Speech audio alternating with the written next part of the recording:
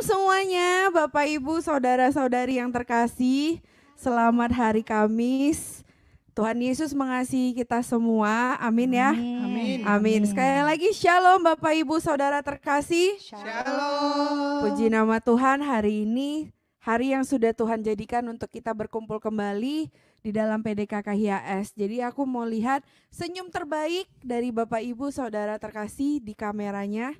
Mana kita berikan tanda cinta kita di kamera. Kita menyapa saudara-saudari kita di ruangan Zoom ini. Terima kasih semuanya. Amin ya.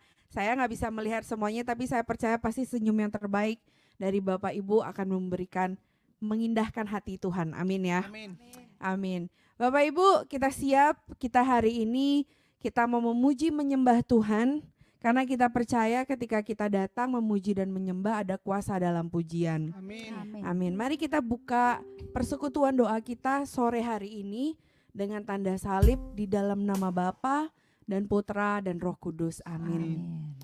Allah Bapa yang Maha Kasih, kami mengucap syukur untuk segala kebaikan-Mu. Engkau selalu baik dalam kehidupan kami. Apapun yang menjadi permasalahan kami, apapun yang menjadi pergumulan kami, Tuhan Yesus, siang hari ini kami bawa Tuhan Yesus ke dalam altar-Mu. Karena kami percaya bahwa Engkau adalah pribadi yang sangat mengasihi kami. Engkau pribadi yang Allah yang setia berjalan bersama kami. Ketika kami Tuhan tidak mampu, ketika kami tidak tahu harus berjalan kemana Tuhan, Engkau yang menuntun jalan kami. Tuhan, siang hari ini kami mau masuk ke dalam pujian. Kami mau bersyukur Tuhan Yesus untuk setiap kebaikan-Mu dalam kehidupan kami. Mengetahui bahwa Engkau Allah yang selalu menemani kami. Allah yang tidak pernah meninggalkan kami. Allah yang berjalan bersama kami. Dan inilah respon hati kami Tuhan siang hari ini. Kami mau bersyukur untuk segala perbuatan-Mu.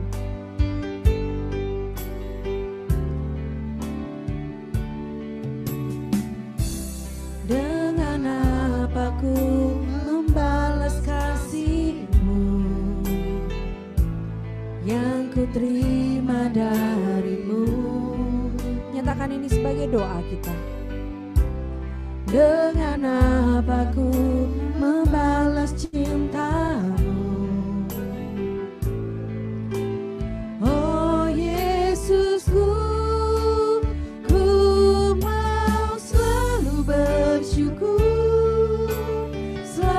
Bersyukur, Kau Tuhan yang setia, yang selalu menopang. Ku mau selalu bersyukur, selalu bersyukur.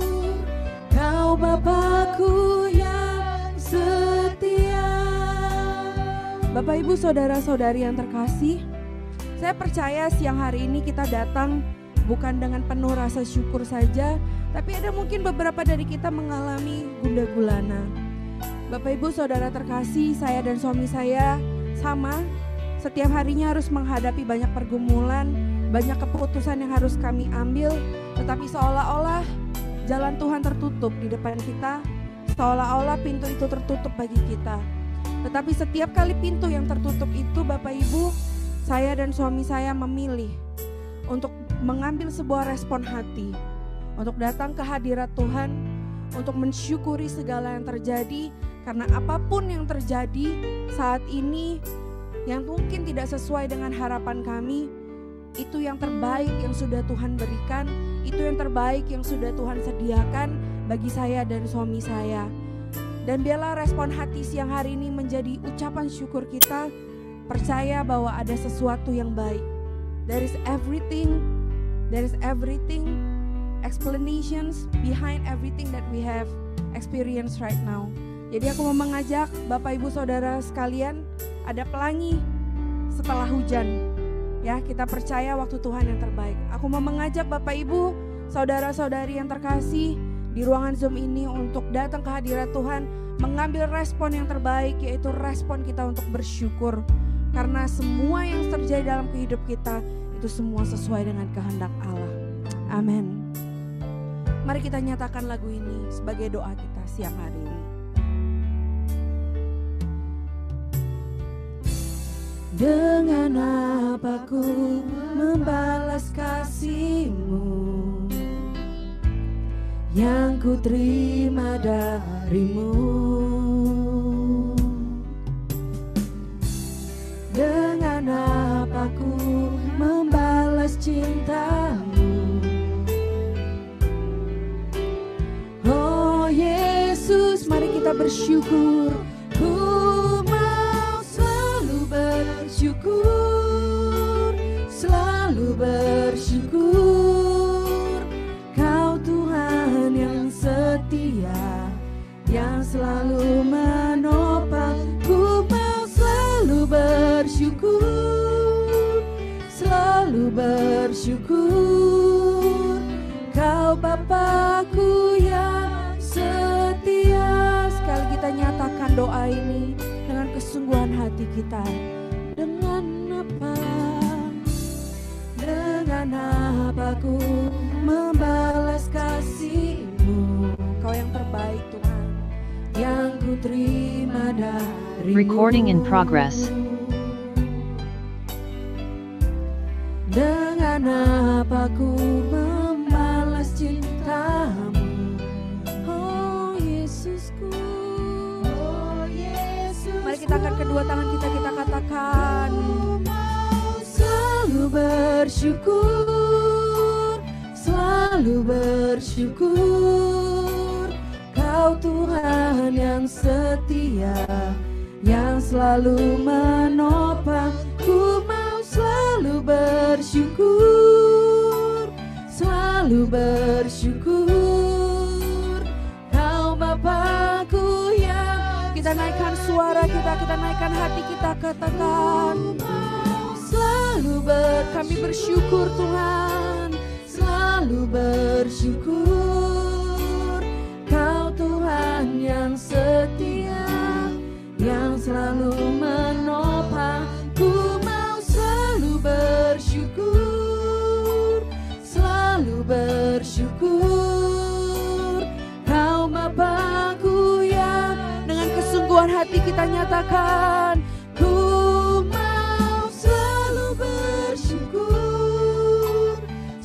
Selalu bersyukur. Kau Tuhan yang setia, yang selalu menopang. Ku mau selalu bersyukur, selalu bersyukur. Kau Bapakku yang setia. Kami percaya kesetiaan-Mu. Kau Bapakku yang setia, sungguh Engkau setia. Kau Bapakku yang setia. Kami bersyukur buat kebaikan-Mu, untuk rencana-Mu Tuhan. Kejadianku dahsyat dan ajaib, dan jiwaku mengetahuinya. Kami naikkan ucapan syukur buat segala yang terjadi.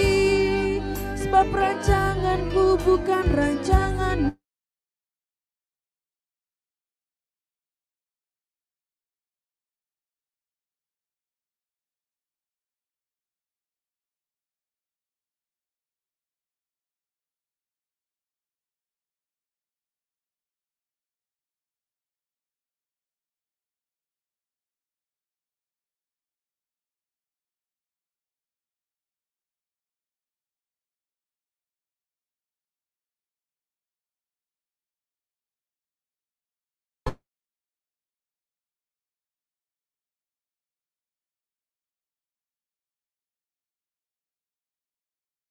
Recording in progress. Baru setiap pagi, kesetiaan-Mu tak berkesudahan. Kau membuka jalan di tiada jalan. Engkau Allah yang kami percaya. Terima kasih Tuhan.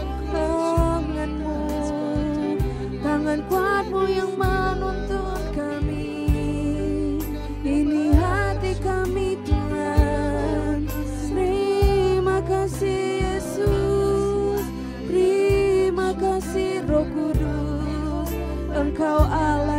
menopang kami, Allah yang menyembuhkan kami, Allah yang tak pernah tinggalkan hidup kami. Terima kasih. Sama-sama sekali kita nyatakan syukur kita. Ku mau selalu bersyukur. Ini hati kami yang bersyukur Tuhan. Kami bersyukur untuk pekerjaan-Mu, kesetiaan-Mu yang luar biasa Tuhan. Di saat kami tidak setia, amin. Selalu bersyukur, Kau Bapakku yang sekali lagi. Ku mau selalu biar menyenangkan hati-Mu saja Tuhan. Syukur Kau Tuhan yang setia, yang selalu menopang. Ku mau selalu bersyukur, selalu bersyukur. Kau Bapakku yang setia, Engkau yang setia Tuhan. Kau Bapakku yang setia, Engkau setia. Kau Bapakku yang setia. Kita berikan puji dan syukur, kemuliaan hanya bagi nama Tuhan. Terima kasih Tuhan Yesus yang hari ini. Amin. Shalom Bapak Ibu, saudara-saudari yang terkasih. Shalom sekali lagi. Mari kami semua mengajak untuk memuji menyembah Tuhan. Kita semua yang dikasihi di dalam Zoom ini, kita mau berjalan di jalan Tuhan. Kita mau berjalan di dalam jalannya yang selalu menuntun kita, menuntun langkah kita. Sekalipun kita ke kiri, ke kanan, tapi Tuhan akan meluruskan jalan kita. Amin. Kita siap nyanyikan lagu ini. Come on. Saya ajak untuk bertepuk tangan di rumah. Kita mau menari bersama buat Tuhan.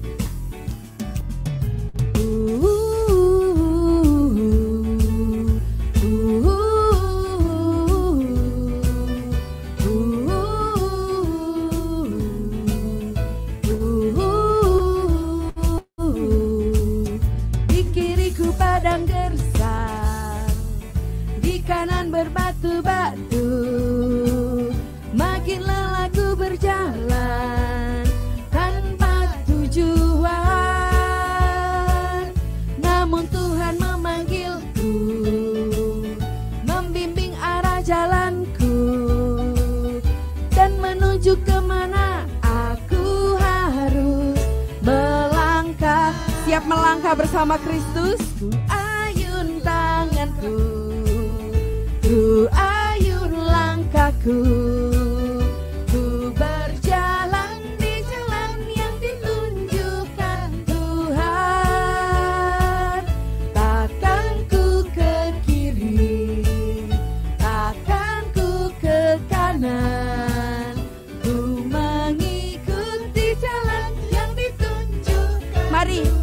Ajak untuk kita berjalan bersama Tuhan siang hari ini. Di kiriku padang gersang, di kanan berbatu-batu. Makin lelah ku berjalan tanpa tujuan. Namun siapa saudara yang memanggil kita? Namun Tuhan memanggil. Amin. Membimbing arah jalanku dan menuju kemana aku harus melangkah. Mari kita mengayunkan, ayun tanganku, amin. Ku ayun langkahku, ku berjalan di jalan yang ditunjukkan Tuhan. Takkan ku ke kiri, takkan ku ke kanan. Ku mengikuti jalan yang ditunjukkan. Ayo yang di rumah kita berjalan bersama sekali lagi. Ku ayun langkahku, ku ayun langkahku, ku berjalan di jalan yang ditunjukkan Tuhan. Takkan ku ke kiri, amin.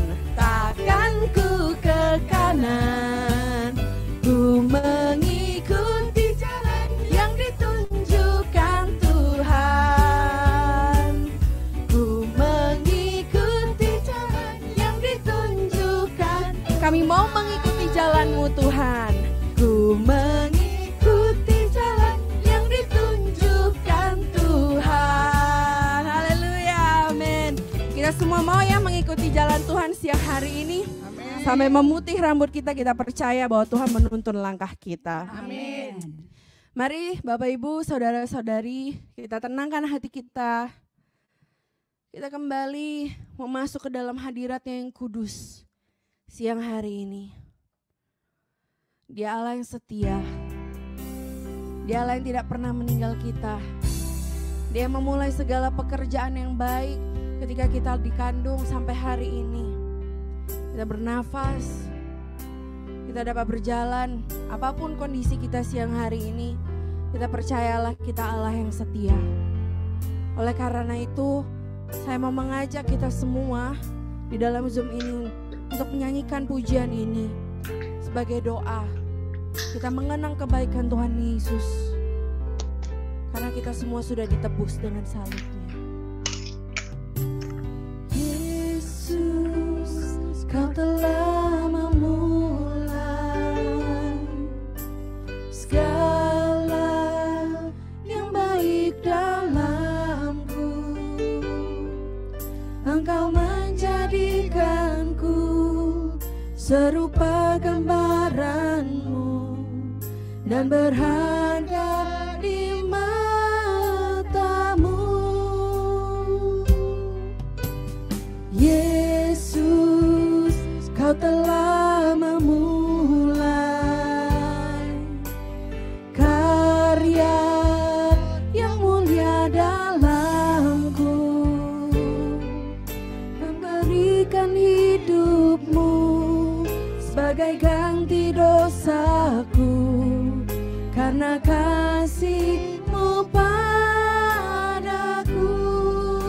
Ini doa kami Tuhan.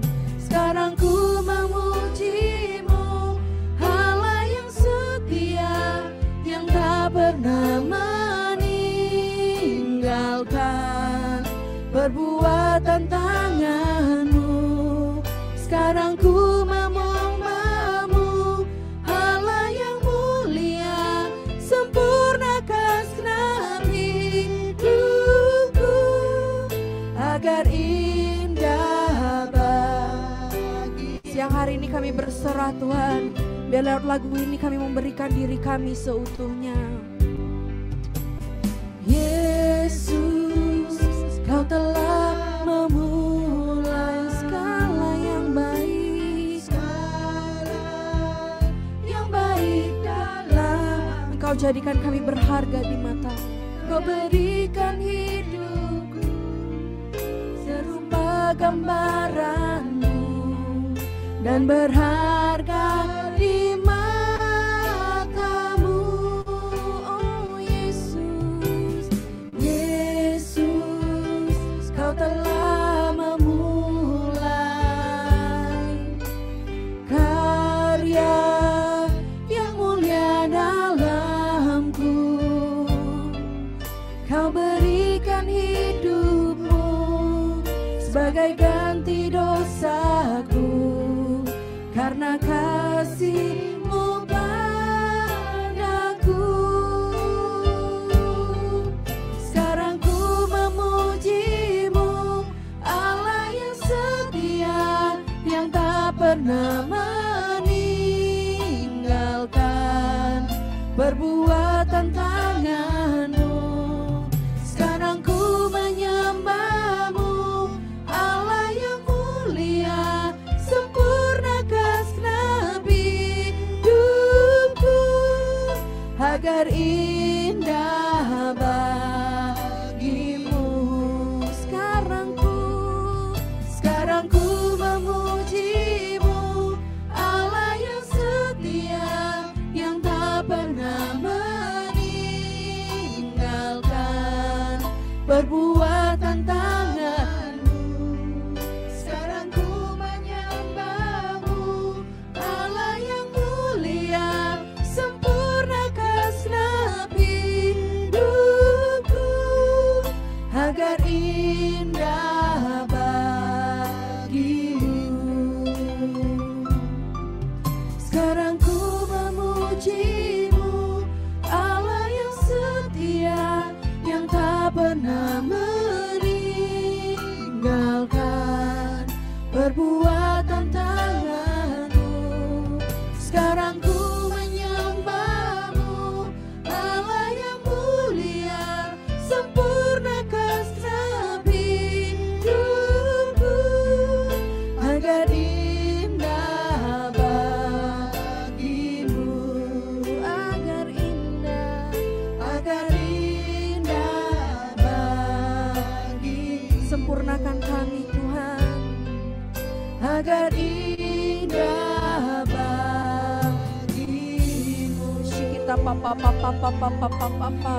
Mari kita menyembah Dia. Shikira da da da da da da da da.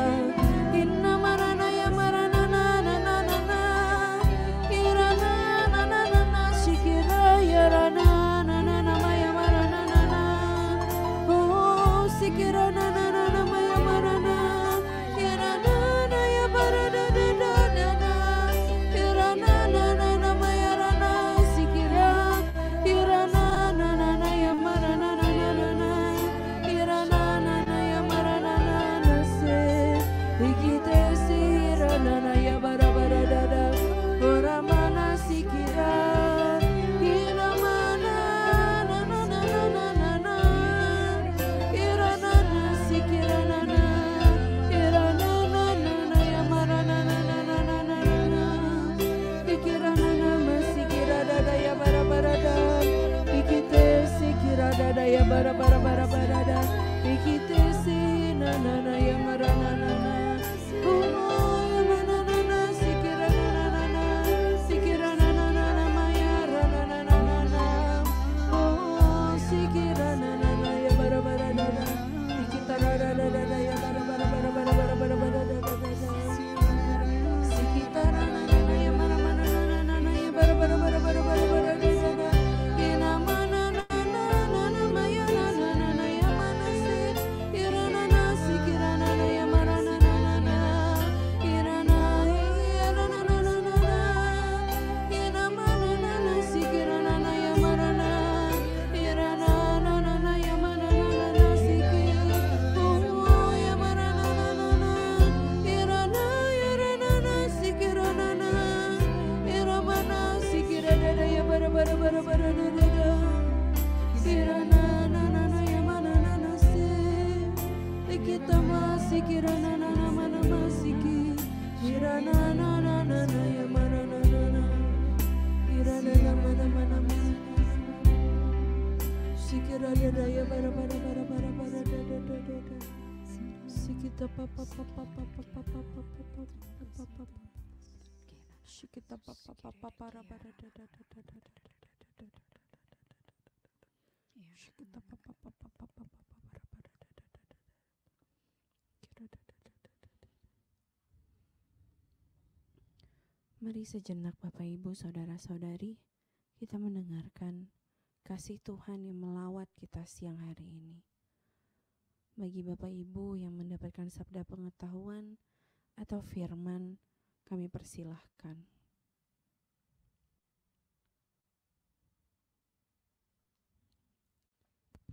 Jika engkau berakar di dalam aku, engkau akan hidup.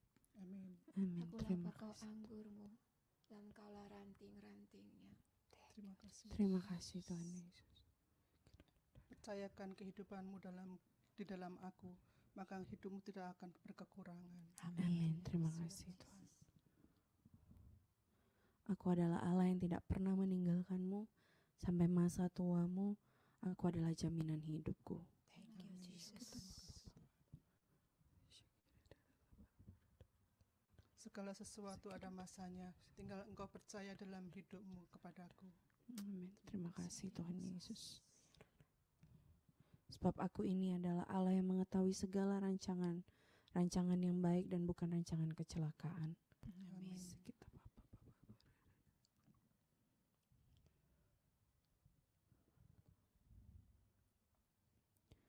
Terima kasih Tuhan Yesus untuk lawatanmu. Terima kasih untuk peneguhanmu. Terima kasih untuk firman-Mu yang menguatkan, yang menghibur, yang memimpin setiap langkah kami. Tuhan, Kau Allah yang besar dalam kehidupan kami. Kau Allah yang ajaib, yang sanggup melakukan segala perkara. Tuhan, biar siang hari ini kami boleh mendengarkan apa yang menjadi kerinduan hati-Mu. Tunjukkan kami jalan-jalan-Mu Tuhan. Jalan mana yang harus kami pilih. Biar jalan kebenaran-Mu Tuhan terus yang kami pilih. Tuhan, berkati pembicara kami siang hari ini, narasumber kami Bapak Stefanus. Kiranya Kau berkati beliau Tuhan Yesus. Kau berikan hikmat kebijaksanaan. Kau curahkan kuasa Roh Kudus-Mu, dan kiranya otoritas-Mu Tuhan Yesus untuk mengajar kami di sini siang hari ini boleh mengubahkan hati kami, boleh membuka hati kami, boleh meneguhkan hati kami, membawa kami kepada jalan-Mu Tuhan Yesus, sehingga kami semakin yakin untuk berjalan di dalam Engkau. Tuhan, terima kasih, biar setiap benih yang ditabur dalam hati kami boleh bertumbuh, berbuah dan berakar. Kami serahkan telinga kami, lidah dan pikiran kami, hati kami Tuhan, supaya kami mau mendengarkan dan sungguh-sungguh mendengarkan apa yang akan Engkau sampaikan lewat Bapak Stefanus. Terima kasih Tuhan Yesus, kemuliaan kepada Bapa dan Putra dan Roh Kudus, seperti pada permulaan, sekarang, selalu, dan sepanjang segala abad. Amin. Dalam nama Bapa dan Putra dan Roh Kudus. Amin. Kami persilahkan Bapak Stefanus.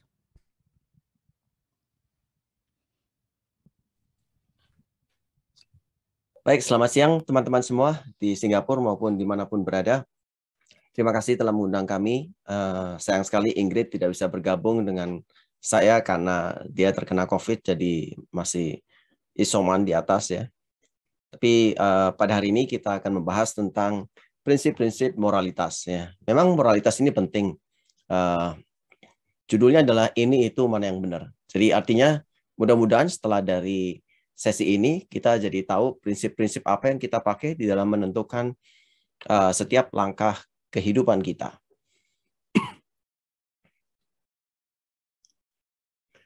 Sekarang kita lihat apa sih sebetulnya kalau kita berbicara tentang moralitas. Moralitas ini berhubungan dengan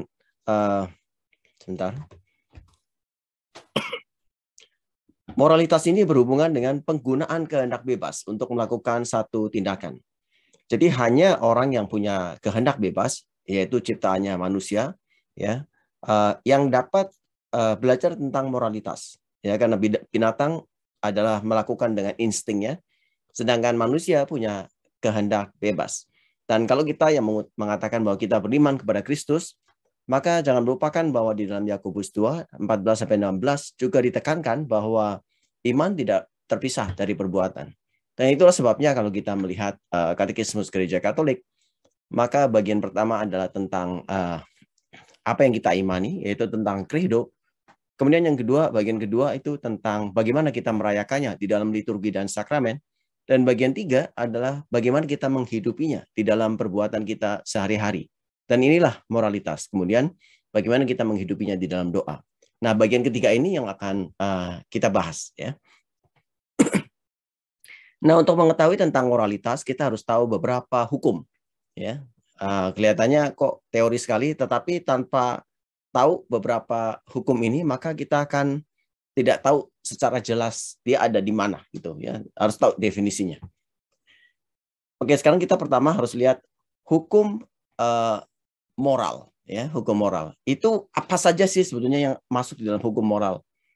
Intinya adalah pada waktu kita berdiskusi tentang hukum moral, kita harus tahu tentang hukum kekal di dalam Allah, ya, eternal law. Kemudian ada hukum kodrat, yaitu natural law, dan kemudian ada hukum wahyu atau hukum ilahi, divine law. Kemudian karena kita hidup di dunia ini tidak mungkin terlepas dari satu negara, maka kita juga harus ada hukum sipil yang mengatur kehidupan kita. Kalau di Singapura juga ada hukum sipil, ya. Tetapi jangan melupakan selain kita hidup di dalam negara, kita juga hidup di dalam gereja, ya, sebagai satu society. Oleh karena itu ada hukum gereja yang mengatur. Nah, jadi 5 hukum ini kita akan kupas, ya. Kalau hukum sipil semuanya tahu, ya, karena spesifik terhadap negara masing-masing. Baik, sekarang kita melihat hukum hukum kekal di dalam Allah. Ini sebetulnya mengalir dari kebijaksanaan Allah, ya. Maksudnya apa?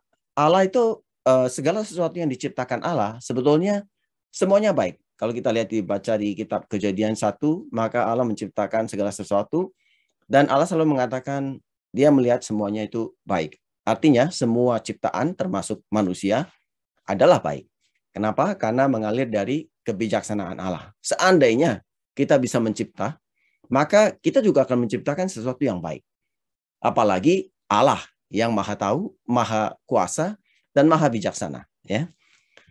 Dan kemudian sedangkan hukum kodrat ini adalah partisipasi makhluk berakal budi ya di dalam hukum kekal. Jadi sama seperti kita, ya kita punya kehendak bebas. Oleh karena itu kita punya kemampuan untuk mengatakan ya atau juga kemampuan untuk mengatakan tidak ya. Oke, sekarang kita lihat pertama hukum kodrat ya. Nah, secara prinsip hukum kodrat atau natural law ini memang hukum yang ditanamkan di dalam hati manusia supaya manusia itu dapat masuk surga. Jadi ketika Allah menciptakan manusia, maka Allah sesungguhnya telah menanamkan di dalam hati kita yang dikatakan di dalam kitab Kejadian 1 ayat 27 bahwa manusia diciptakan menurut gambar dan rupa Allah. Artinya bukan berarti Allah punya badan seperti kita, tetapi lebih kepada bahwa kita menjadi serupa dengan Allah karena kita punya akal budi. Ya, kita punya kehendak. Dengan akal budi kita bisa mengenal Allah. Dengan kehendak kita bisa mengasihi Allah. Nah, kemampuan untuk bisa mengenal dan mengasihi Allah itu sebetulnya sudah tertanam di dalam kodrat manusia. Itulah sebabnya ada banyak orang yang tidak beragama ya di dalam sejarah manusia.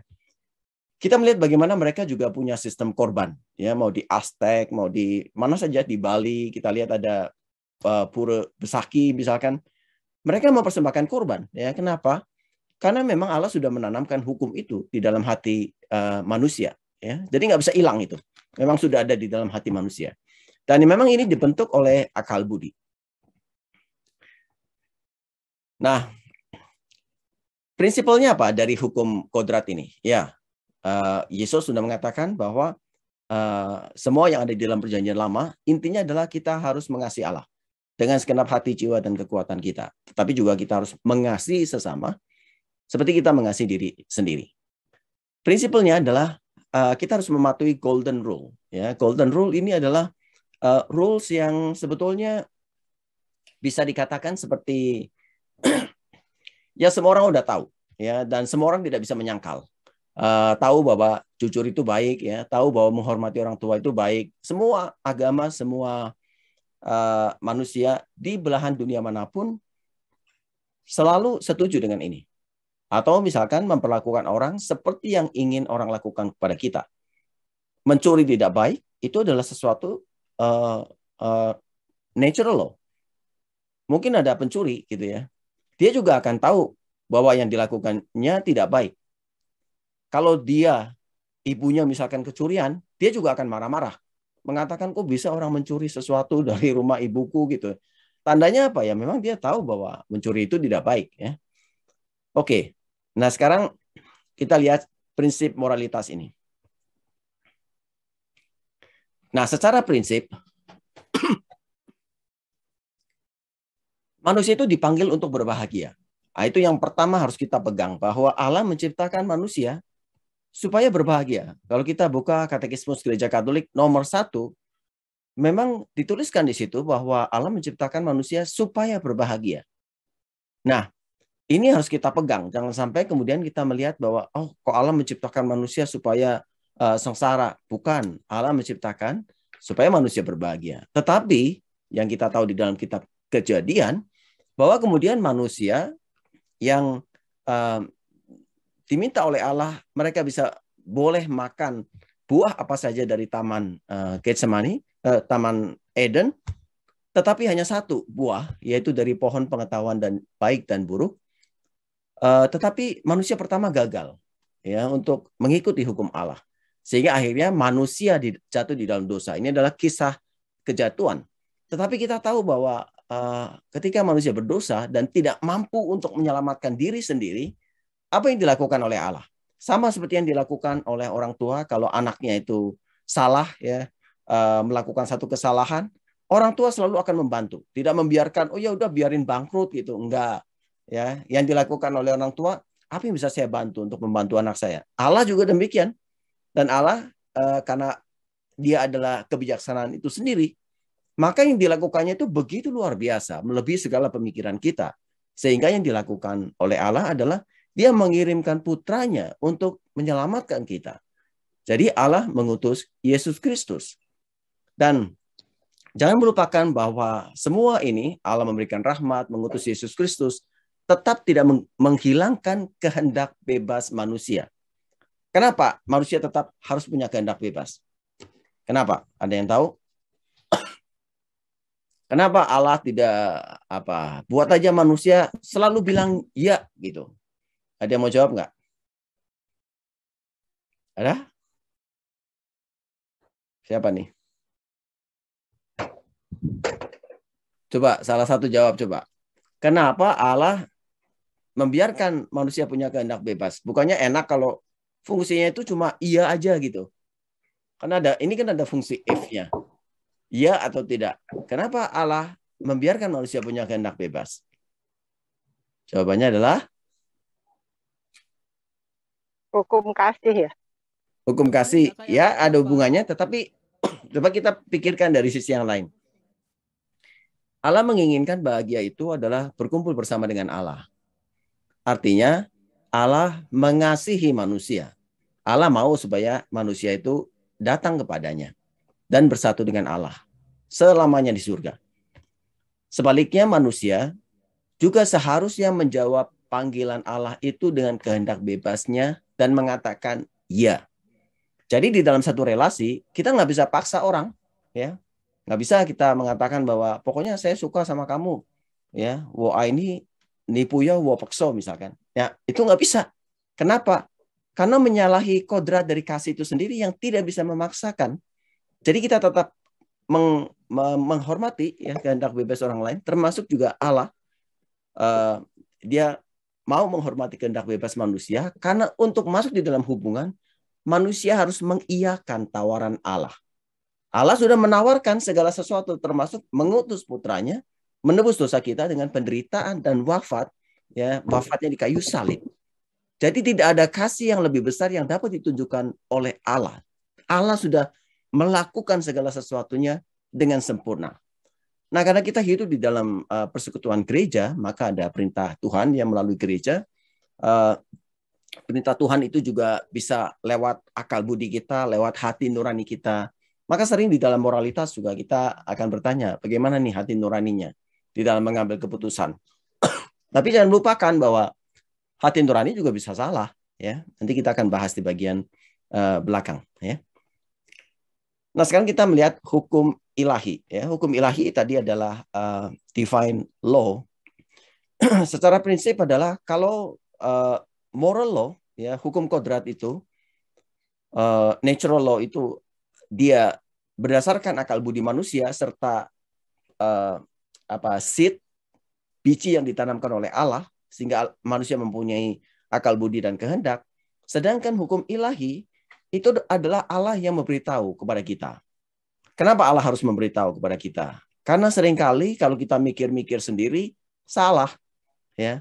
Dan coba pikirkan kalau misalkan, oh ya saya kira-kira yang baik apa gitu. Enggak semua orang pintar kayak Aristoteles, ya. Enggak semua orang pintar kayak Plato yang bisa tahu akhirnya oh Allah itu satu gitu. Ya, Allah itu baik, bisa dengan pemikiran manusia sampai ke sana. Tetapi tidak semua orang punya pemikiran itu. Enggak semua orang punya waktu berjam-jam dalam satu hari merenungkan Allah kayak apa gitu ya. Apalagi di Singapura semuanya sibuk. Nah, oleh karena itu Allah tidak membiarkan manusia berpikir sendiri. Maka Allah karena kasihnya dia menyatakan dirinya kepada manusia. Sama seperti kalau kita mengasihi seseorang gitu ya. Kita tidak membiarkan orang yang kita kasih itu mereka-reka sendiri saya maunya apa. Ya. Kenapa? Karena bisa salah kalau dia reka-reka. Tetapi karena saya mengasihi dia, saya kasih tahu nih diri saya. Oh, saya hobinya ini. Kemudian saya paling nggak suka kalau begini. Saya paling suka kalau begini gitu ya. Nah, Allah juga sama. Ya, Allah juga memberitahu kepada kita supaya manusia tahu mana yang benar. Nah, kita tahu bahwa kita menerima kitab suci ya dari Allah yang memang terbagi di dalam hukum perjanjian lama. Ya, biasanya orang membaginya itu dari awal sampai ke Musa, kemudian Musa sampai akhir, dan kemudian masuk ke hukum baru atau hukum Injil, yaitu hukum kasih, hukum rahmat, hukum kebebasan. Yang penting adalah Yesuslah adalah pemenuhan dan kesempurnaan dari semua hukum Allah. Apa yang ada di dalam perjanjian lama itu kemudian dipenuhi dan disempurnakan di dalam diri Kristus.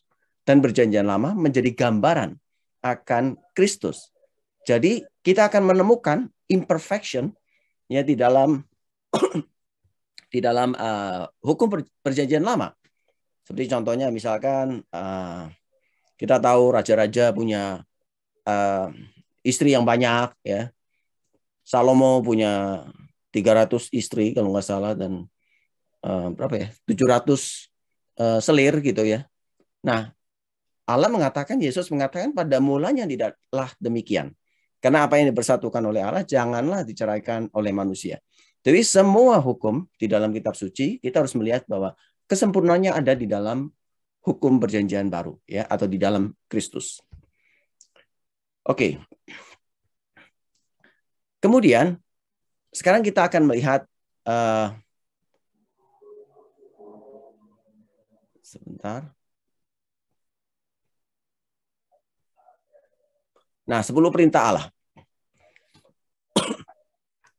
Jadi 10 perintah Allah, memang ini juga apa yang dituliskan oleh Allah kepada Musa di dalam batu, ya.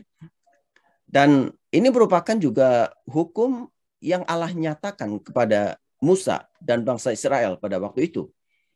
Tapi sesungguhnya ini adalah hukum yang juga tertulis di dalam hati manusia. Kita bisa melihat di dalam Rasul Paulus mengatakan bahwa hukum Allah itu tertulis di dalam hati manusia, ya. Jadi yang dulu ditulis jari tangan Allah menulis perintah itu di atas batu, kemudian sebetulnya Allah juga menuliskan hukum itu di dalam hati manusia, sehingga manusia tidak punya dalih apapun, seolah-olah punya dalih, oh saya nggak kenal engkau Tuhan, nggak bisa, karena itu sudah tertulis dalam hati manusia. Nah, kita melihat pembagiannya itu seperti apa. Yaitu pertama berdasarkan hukum kasih. Jadi kita melihat bahwa di dalam 10 perintah Allah ada 2 loh batu. Maksudnya apa? Batu yang pertama menyatakan tentang kasih kita kepada Allah. Kita harus mengasihi Allah dengan menyembah, menghormati, dan menguduskan Dia. Tetapi pada saat yang bersamaan kita harus mengasihi sesama kita, ya. Yaitu hormatilah ayah ibu, kemudian jangan membunuh, jangan berzina, jangan mencuri, jangan bersaksi dusta, jangan mengingini istri sesama, dan jangan mengingini milik sesama. Nah, Santo Thomas Aquinas, ya, di dalam Summa Theologi, dia menjelaskan hal ini, bahwa kita bisa lihatnya di dalam mengasihi Allah maupun mengasihi sesama berdasarkan prioritasnya. Jadi hukum 10 perintah Allah itu yang pertama yang paling penting. Ya, Yesus mengatakan hukum yang pertama dan utama adalah mengasihi Allah dengan segenap hati, jiwa, dan kekuatan. Dan di dalam 10 perintah Allah, maka kalau kita mau mengasihi Allah, kita harus mengakui satu Allah, tidak boleh menduakan Allah. Kalau kita mengasihi Allah, maka kita harus menghormati Dia. Sama seperti kalau kita mengasihi orang tua, ya kita harus menghormati orang tua kita, ya. Dan kemudian yang ketiga adalah kita juga harus beristirahat di dalamnya. Bisa nggak kita mengasihi orang tua tapi nggak pernah main misalkan? Saya mengasihi, saya menghormati, tapi nggak pernah beristirahat di dalamnya. Nggak bisa. Nah, sama dengan mengasihi Allah, ya kita harus hormatilah hari Sabat, ya. Kuduskanlah hari Tuhan, ya, yang ketiga. Nah, kemudian di dalam mengasihi sesama, yang paling penting itu ditaruh di nomor 4. Jadi secara tradisi itu perintah 1 sampai ke 3 itu 1 batu, kemudian perintah 4 sampai 10 itu 1 batu. Nah, 4 sampai 10 itu adalah untuk mengasihi sesama. Nah, mengasihi sesama paling penting adalah mengasihi orang tua, ya. Jangan kemudian kita mengasihi orang lain di teman satu pelayanan, tapi tidak mengasihi orang tua kita yang satu rumah, ya, yang memberikan nafas kehidupan kepada kita. Ya, jadi Tuhan sudah menempatkan mengasihi orang tua itu di tempat yang paling utama untuk mengasihi sesama, ya. Jadi jangan sampai lupa bahwa mengasihi sesama itu paling penting. Kita nggak bisa mengasihi sesama yang jauh kalau kita tidak bisa mengasihi sesama kita, yaitu orang tua, yang dimana kita sesungguhnya berhutang kehidupan kepada orang tua kita. Jadi itu paling penting. Kemudian perintah ke-5, 6, dan 7 itu adalah kita tidak boleh melakukan dosa di dalam perbuatan. Baik merusak kehidupan, yaitu jangan membunuh, ya. Kemudian jangan berzina, itu yang keenam, itu berarti merusak perkawinan. Dan jangan mencuri, itu adalah berarti merusak harta benda orang lain. Jadi kita tidak boleh melakukan satu dosa di dalam perbuatan. Kemudian menjauhi dosa perkataan. Perkataan itu apa? Jangan bersaksi dusta. Dan kemudian yang terakhir adalah menjauhi dosa di dalam keinginan. Baik menginginkan istri maupun menginginkan harta milik orang lain. Nah, di sini kita melihat di dalam kesimpulan ini, untuk mengasihi sesama kita pertama harus melakukan kasih kepada orang tua, dan kemudian jauhilah segala perbuatan yang berdosa, kemudian segala perkataan yang berdosa, gosip ya, misalnya, atau berkata sesuatu yang tidak benar tentang orang lain sehingga menghancurkan reputasi orang lain, dan kemudian juga dosa di dalam keinginan, ya, di dalam pikiran kita. Yesus mengatakan bahwa kalau engkau melihat seorang wanita dan menginginkannya, jadi Yesus tidak mengatakan kalau engkau melihat seorang wanita itu langsung berzina, tidak.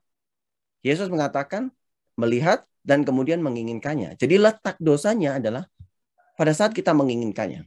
Godaan bisa datang ya dengan berbagai cara, mau ada internet secara online, kemudian ada jalan-jalan ketemu wanita cantik, ada godaan gitu ya. Tetapi selama kita tidak menginginkannya, maka itu tidak berdosa, ya. Oke. Kemudian kita bisa melihat dari pembagian yang lain, yaitu di dalam mengasihi Allah dan sesama. Pembagiannya adalah kalau kita mengasihi Allah, kita harus setia kepada Allah. Ya. Kita harus setia. Kemudian kita harus menghormati Dia. Itu adalah perintah kedua. Dan kemudian kita harus melayani Dia. Itu adalah cara kita mengasihi Allah. Mengasihi sesama adalah menjalankan tugas untuk wakil Tuhan di dunia ini. Siapa? Orang tua kita. Dan kemudian menjalankan tugas untuk diri sendiri dan sesama. Oleh karena itu kita harus melindungi kehidupan. Orang yang mengatakan pokoknya ini hidup ini punya saya sendiri kemudian bunuh diri, ya salah. Karena dia menyalahi untuk melindungi kehidupan. Kita juga harus melindungi kemunian. Jangan melupakan bahwa siapa yang bisa melihat Allah adalah yang murni hatinya. Dan juga kita harus melindungi harta milik dan juga kehormatan manusia dan juga kehidupan keluarga. Oke. Ini sebenarnya bahannya banyak banget, tetapi kita ini aja ya, sesampainya. Oke, sekarang kita lihat 8 sabda bahagia. Kalau tadi 10 perintah Allah adalah perjanjian lama, 8 sabda bahagia adalah di dalam perjanjian baru, yang artinya ini adalah hukum yang paling sempurna. Kesempurnaan dari hukum 8 sabda bahagia ini, bahkan orang yang bukan Katolik pun terpesona. Seperti contohnya Mahatma Gandhi, ya, dia mengatakan bahwa saya senang sekali melihat 8 sabda bahagia.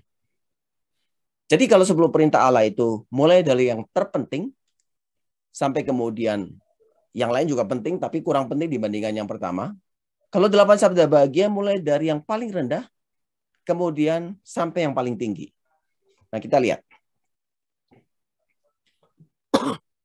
Kita tahu bahwa yang pertama adalah yang miskin di hadapan Allah. Perlu digarisbawahi, bukan yang miskin yang empunya kerajaan surga, tetapi yang miskin di hadapan Allah.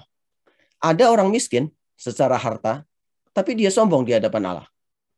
Memang susah, udah miskin secara harta, tapi juga sombong di hadapan Allah. Apa yang disombongkan gitu. Tetapi intinya adalah orang bisa miskin maupun kaya, tetapi dia harus selalu miskin di hadapan Allah. Menyadari bahwa apa yang dia punya adalah semua dari Allah. Ya, itulah maksudnya miskin di hadapan Allah. Dan kemudian, kenapa? Terlalu cepat atau gimana?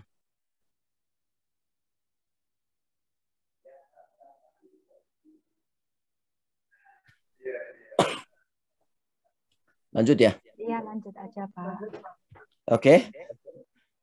Kemudian yang kedua adalah berbahagialah orang yang berduka cita, ya, karena mereka akan dihibur. Nah, ini semua bertentangan dengan segala sesuatu yang ada di dunia ini.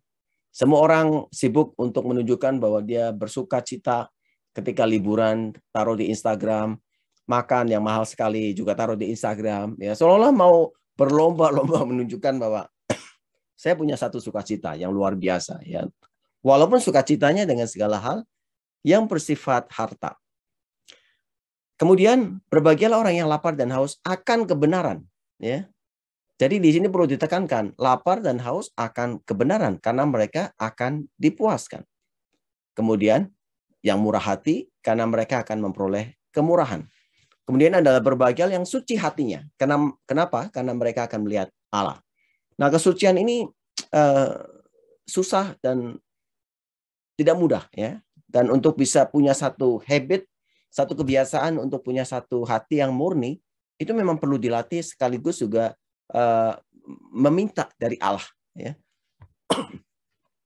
Santo Thomas Aquinas pernah ketika dia mau masuk Dominikan tidak boleh sama keluarganya sehingga didatangkan seorang wanita tunasusila dan kemudian Saint Thomas mengambil satu besi panas gitu kemudian mengejar wanita itu dan kemudian menorehkan tanda salib di dinding dan sejak saat itu dikatakan bahwa dia tidak pernah lagi struggle di dalam dosa ketidakmurnian.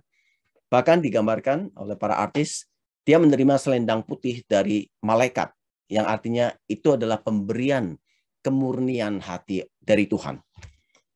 Jadi kalau ada orang yang sulit sekali melepaskan dari pornografi, ya, kemudian juga berjuang di dalam kemurnian, harus meminta kepada Tuhan dan kemudian harus develop satu habit. Kemudian berbahagialah yang damai. Setelah itu lemah lembut dan kemudian yang dianiaya oleh sebab kebenaran karena mereka lah mempunyai kerajaan surga. Nah, kalau kita lihat 1, 2, 3, 4, 5, 6, 7, 8. Ya. Oke. Nah, sekarang kita melihat tahapannya. Sorry, ini ada satu lagi, berbahagialah pembawa damai. Oke, yang ada di sini ya.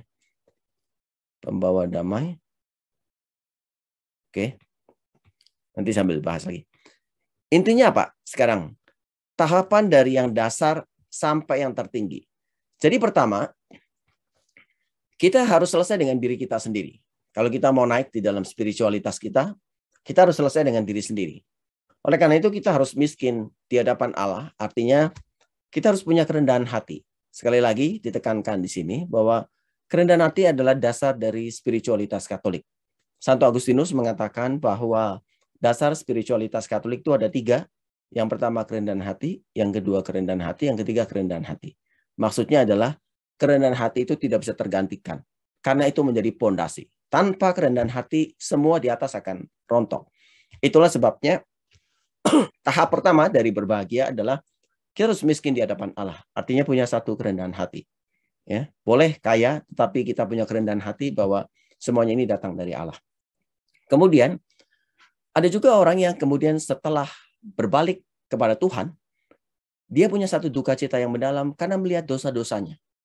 Waduh, kok dulu hidup saya sampai begitunya? Kok saya sampai bisa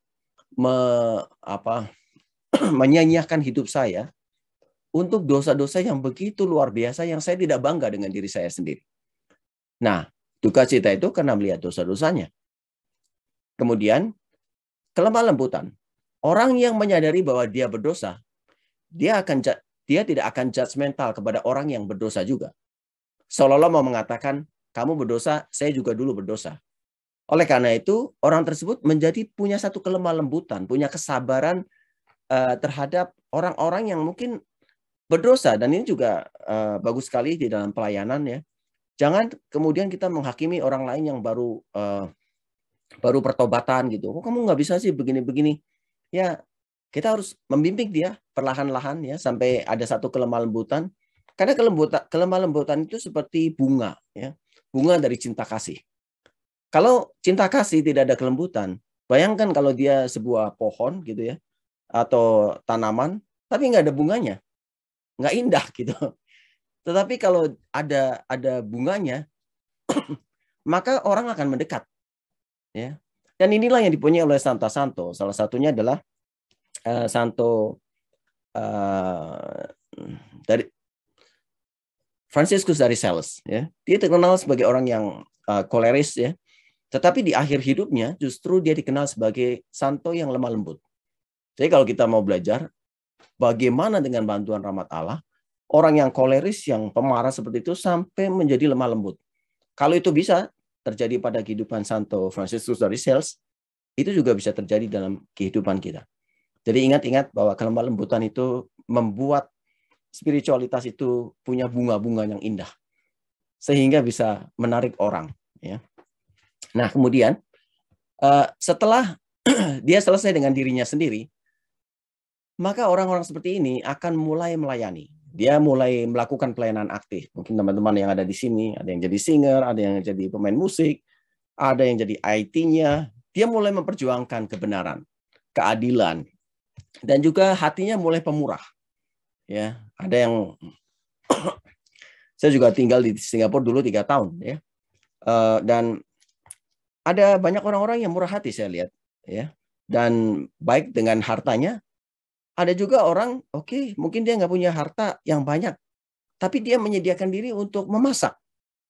Artinya apa? Ada satu kemurahan hati, apa yang bisa saya lakukan untuk komunitas saya ini.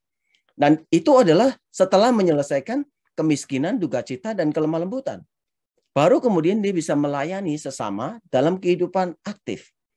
Nah, tetapi jangan melupakan bahwa pada akhirnya kehidupan aktif itu tidak mungkin terjadi dengan baik tanpa ditunjang oleh kehidupan kontemplatif. Kita tahu beberapa hari yang lalu ada bacaan tentang Maria dan Marta. Dan siapa yang mengambil bagian terbaik, kata Yesus? Siapa? Maria. Kenapa Maria mengambil bagian yang terbaik? Karena dia melakukan kehidupan kontemplasi, yaitu bersama dengan Yesus. Sedangkan Marta melakukan kehidupan aktif. Bukan berarti kehidupan aktif itu salah, tetapi mau menyatakan prioritasnya. Bahwa kehidupan aktif itu harus mengalir dari kehidupan kontemplatif. Jangan kebalik ya. Kadang aktif di mana-mana gitu ya. Tapi tidak pernah berdoa. Memuji Tuhan luar biasa pada saat komunitas, tapi pada waktu sendiri kurang berdoa. Misa juga jarang-jarang. Nah, ini kebalik ya. Jadi bagi orang yang ingin mengambil bagian yang terbaik, dia harus punya kehidupan kontemplatif yang baik. Ada orang mengatakan seorang santo, dia didatangin seorang bawahannya dia, Abbas, ini dia ini ya pemimpin biara. Saya terlalu sibuk untuk berdoa. Setengah jam rame-rame itu saya terlalu sibuk. Kemudian apa yang dikatakan oleh Abbas itu? Oh, kalau kamu terlalu sibuk, kamu jangan setengah jam doanya. 1 jam. Ya, bukannya dikurangi tapi ditambahin. Maksudnya adalah jangan terbalik bahwa kehidupan doa itu adalah sisa, waktu sisa. Bagi Bunda Teresa, pelayanannya adalah mengalir dari kehidupan doanya. Karena dia diisi oleh Tuhan, maka seolah-olah itu dia punya gelas itu penuh sampai akhirnya luber. Ya. Jadi di gereja banyak orang-orang yang jadi penyalur air, pipa itu. Pipa, habis itu ada rahmat Tuhan disalurin. Tapi dia sendiri kosong. Nah, Santo Bernardus mengatakan, jangan kita hanya jadi penyalur air, pipa penyalur air. Jadilah reservoir. Jadilah reservoir. Kenapa? Karena di dalam reservoir itu membuat kita itu penuh dengan rahmat Tuhan. Setelah itu dia bagikan tanpa kehilangan rahmat Tuhan yang berada di dalam dirinya sendiri. Nah, ketika kita, hati-hati ini semua yang aktif, ketika kita tidak membuat satu usaha untuk berdoa, untuk punya satu kesucian hati, punya kedamaian, maka nanti tinggal tunggu waktu, semuanya akan berantakan. Di pelayanan nanti mulai ribut, ya, mulai merasa kurang dihargai, kemudian marah gitu. Kenapa? Tidak ada kehidupan kontemplatif di dalamnya. Dia harus punya satu kesucian hati, yang punya intensi yang murni, yang mementingkan hanya Tuhan saja. Seperti Maria yang duduk di bawah kaki Yesus, mendengarkan Yesus, punya satu intimasi dengan Kristus. Dan kalau dia sudah selesai dengan dirinya sendiri, selesai dengan sesamanya, maka dia akan punya kedamaian hati. Apapun yang terjadi, ya, ada permasalahan di dalam kehidupan, apapun yang orang lain katakan tidak mempengaruhi dia. Ya. Dan sampai akhirnya berbahagialah yang dianiaya. Kenapa? Dianiaya itu adalah bukti bahwa kita menjalankan dari semuanya ini. Kalau kita menjalankan semua ini, dari miskin, duka cita, kelemah lembutan, keadilan, kemurahan hati, suci hatinya, kedamaian, maka kemudian buktinya adalah kalau kita dianiaya, maka kita punya sikap yang baik. Ya. Justru Santa Santo itu mengalami penganiayaan di dalam kehidupannya. Nah, kita nggak usah cari-cari ribut ya sama orang. Biarin saya dianiaya. Jangan. Nanti akan datang sendiri. Kadang ada orang yang mempertahankan prinsip kekristenan, dia bisa mengalami penganiayaan terhadap dirinya, ya mungkin di kantor. Ya. Ada lagi kemurahan hati. Pada waktu itu, waktu saya mengambil sekolah teologi, ada satu ujian yang bahannya banyak sekali. Tapi saya dan Ingrid sudah pelajari semuanya. Setelah masuk kelas, kemudian saya kaget setengah mati, itu hatinya mau copot. Karena ternyata ada setengah bahan lain yang saya nggak tahu. Waduh, cilaka, saya bilang. Tadinya udah pikir-pikir, udah pasti kayaknya sih dapat A sih. Tapi gara-gara itu saya pikir, wah cilaka udah. Jadi dosennya berbaik hati, ya coba kamu share jawabannya kamu sama ini, Ingrid sama T. Coba mereka pelajari gitu. Ujiannya itu langsung isi dan isian gitu. Dan ya udah kami pasrah aja sampai akhirnya speed reading segala macam sampai akhirnya selesai. Dan kemudian ternyata keluarnya itu adalah 88 plus 4. 4-nya dikurung mercy katanya. Mercy. Saya tanya sama dosennya, Profesor ini maksudnya mercy ini apa? Oh ya, soalnya saya selalu ingat akan ayat ini di dalam Matius 5 ini. Bahwa kita harus murah hati. Supaya nanti Tuhan juga bermurah hati kepada saya. Saya mau nanti pada waktu saya di pengadilan terakhir, Tuhan ingat ini akan kejadian ini. Jadi dia bermurah hati kepada saya. Gitu. Jadi ada banyak pelajaran yang mungkin saya agak lupa gitu ya. Tapi kejadian ini saya tidak pernah lupa. Dan true enough, kalau misalkan kita menyadari bahwa Allah sudah melakukan segalanya bagi kita, dia sudah bermurah hati kepada kita. Kurang murah hati apa gitu? Dia sudah menyediakan dirinya untuk disesah, yang menderita bagi kita, dan dia bahkan rela untuk mati di kayu salib dengan cara yang paling hina. Untuk kita, masing-masing dari kita. Ya, jadi jangan pernah berpikir bahwa penyelamatan umat manusia itu seolah-olah kayak massal gitu ya. Massal, pokoknya satu dunia ini diselamatkan. Tidak. Penyelamatan dunia ini juga ada efek personalnya. Jadi teologian mengatakan bahwa salah satu penderitaan Yesus yang terbesar ketika dia meneteskan keringat darah karena dia merenungkan semua manusia. Dari manusia pertama sampai manusia paling akhir. Termasuk dia merenungkan kita. Kapan kita pernah melakukan dosa, dia bawa juga di dalam permenungannya. Tetapi jangan melupakan, itu artinya kapan kita melakukan kebaikan, juga bisa menghibur Yesus. Jadi, apa yang kita lakukan sekarang ini, itu adalah berefek karena Yesus merenungkannya. Ada yang tahu Mel Gibson itu The Passion of the Christ, dia ikut main nggak? Enggak ya. Kebanyakan orang bilang enggak, tapi ada satu adegan yang dia ikut main. Yaitu apa? Pada saat dia menjadi soldier, nggak ditunjukin mukanya, tetapi soldier itu yang memaku Yesus di kayu salib. Mel Gibson mengatakan, bagian ini saya mau berperan. Kenapa? Karena saya tahu dengan dosa-dosaku, saya telah memaku Yesus. Nah, sama. Setiap kali kita belajar moralitas, tidak mungkin lepas dari dosa. Setiap kali kita berdosa, kitalah yang sebetulnya memaku Yesus di kayu salib. Kitalah yang sebetulnya menghina Yesus, memukul Yesus, ya, merajam Yesus dengan segala dosa-dosa kita. Oke. Nah, sekarang kita tahu adanya perintah gereja, ya. Ini nggak usah terlalu dibahas banyak, yaitu Ekaristi, mengaku dosa. Nah, mengikuti Ekaristi itu pada hari Minggu dan hari Raya. Mengaku dosa minimal setahun sekali. Ada orang mengatakan, ya setahun sekali cukup. Kalau kita cuannya itu dikasih minimal, mau nggak? Kalau dalam dikasih cuan sama Yesus minimal, mau nggak? Nggak mau.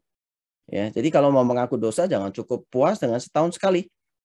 Jadi sebisa mungkin kita lakukan minimal sebulan sekali. Di paroki kami Stella Maris, paroki di Pluit, Romoleo dan Romosis itu mengadakan pengakuan dosa setiap hari. Jadi orang bisa masuk ke kamar pengakuan dosa setelah misa. Ini adalah sesuatu yang baik. Di Amerika biasanya 20-30 menit sebelumnya itu pastor akan ada di dalam pengakuan dosa sebelum misa harian. Ya. Puasa dan pantang, menyumbang gereja ini juga sangat penting, ya. Walaupun kayaknya, nggak usah perpuluhan. Tapi kalau tidak ada yang menyumbang gereja, cilaka gerejanya. Ya, gimana cara gaji staf? Jangan protes misalkan, kenapa sih katekesenya nggak benar? Mungkin gereja perlu hire katekis yang full time. Ya, artinya harus ada apa? Harus ada budget untuk hire. Ya. Oke, sekarang bicara tentang moralitas, kita juga harus melihat tentang suara hati. Suara hati apakah pasti benar? Tidak. Ya. Jadi suara hati ini adalah suara akal budi, ya.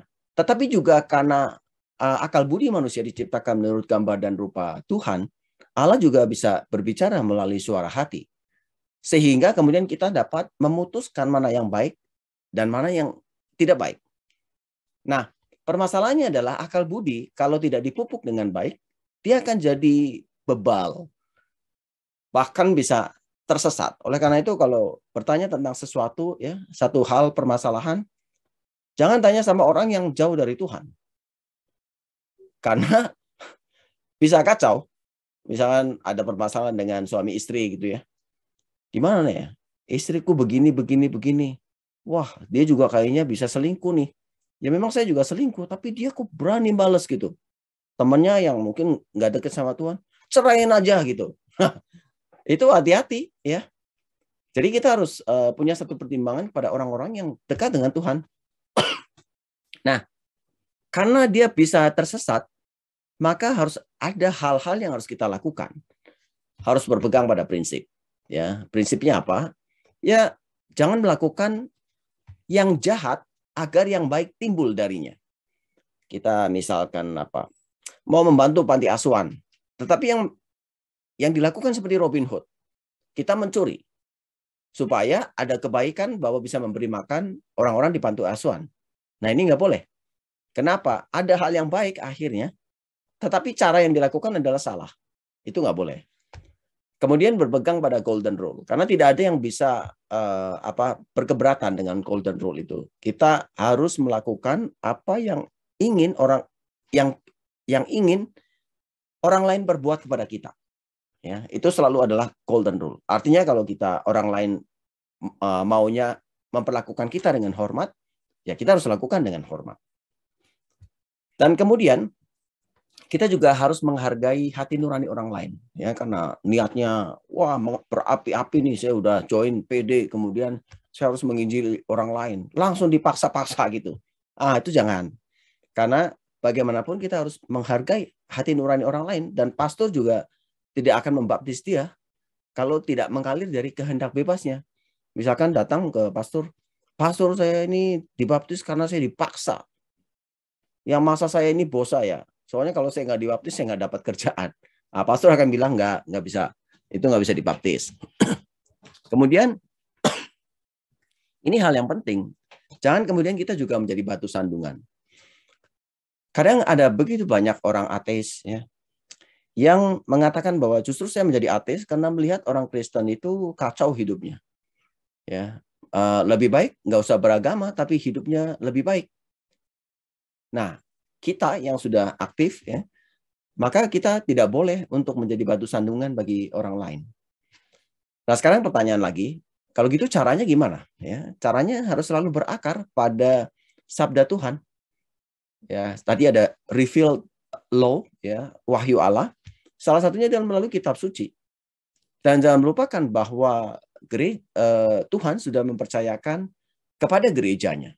Di dalam Matius 16 sampai 18, ya, Yesus mengatakan, ya, di atas Rasul Petrus ini kudirikan gerejaku, ya. Dan Yesus memberikan kunci-kunci kerajaan surga kepada Rasul Petrus, yang artinya adalah kekuasaan untuk mengajar. Artinya jangan sampai kemudian kita tidak mendengarkan gereja dan kemudian mengatakan, pokoknya terserah saya, mengenai baik dan buruk saya yang mutusin. Bukankah itu sama seperti Adam dan Hawa? Dosa manusia pertama adalah Adam dan Hawa mengambil buah dari pengetahuan baik dan buruk. Artinya, mau mengatakan bahwa tentang baik dan buruk bukan lagi tergantung Tuhan, tetapi tergantung saya sendiri. Oleh karena itu saya petik, ya, sekarang milik saya nih, penilaian tentang baik dan buruk. Padahal penilaian baik dan buruk itu harus punya referensi di luar diri kita. Karena kalau di dalam diri kita, kecenderungannya kita akan pilih yang gampang. Ya, oh ini nggak enak nih, saya nggak mau lah. Ini susah, saya nggak mau gitu. Kamu harus mengampuni orang 70 kali 7. Ini susah, saya nggak mau gitu. Ya, kecenderungannya kita kan begitu. Kalau semuanya tergantung dari diri kita, berbahaya sekali. Ya, kita bisa tersesat. Tetapi semuanya harus tergantung Tuhan, dan karena Allah sendiri sudah mempercayakan dan Yesus mendirikan gerejanya, yaitu gereja Katolik, maka kita harus mendengarkan apa yang diajarkan oleh gereja. Ya, jangan kemudian kita ngotot bahwa yang benar ini, gereja nggak tahu apa-apa. Jangan lupa bahwa pilar kebenaran itu adalah gereja, ya, tiang penopang dan dasar kebenaran. Itu adalah gereja sendiri. Kemudian, jangan melupakan bahwa kita harus melakukan pemeriksaan batin. Ya. Pemeriksaan batin itu penting sekali. Kita bisa lakukan malam sebelumnya. Kita lihat apa yang dosa yang kita lakukan. Atau juga bisa dengan metode yang paling gampang adalah misalkan pagi-pagi tanya sama Tuhan, Tuhan, siapa orang-orang yang dapat saya kasihi hari ini? Udah, berfokus pada itu. Terus habis itu kita mungkin ketemu orang. Selalu mulai dari yang terdekat dengan kita. Orang tua kita, ya kita harus sapa dengan baik. Kemudian saudara-saudara kita. Mungkin teman kantor kita, teman komunitas. Kemudian malamnya periksa lagi. Apakah saya telah gagal mengasihi orang-orang yang Tuhan sudah kirimkan kepada saya? Ya, ini cara paling simple. Ya. Dan kemudian, belajarlah dari para kudus. Ya. Para kudus ini menjadi satu, seperti kayak kakak kelas. Kalau kita semua itu ada di dalam satu university gitu ya. Para kudus ini yang lulus dengan summa cum laude.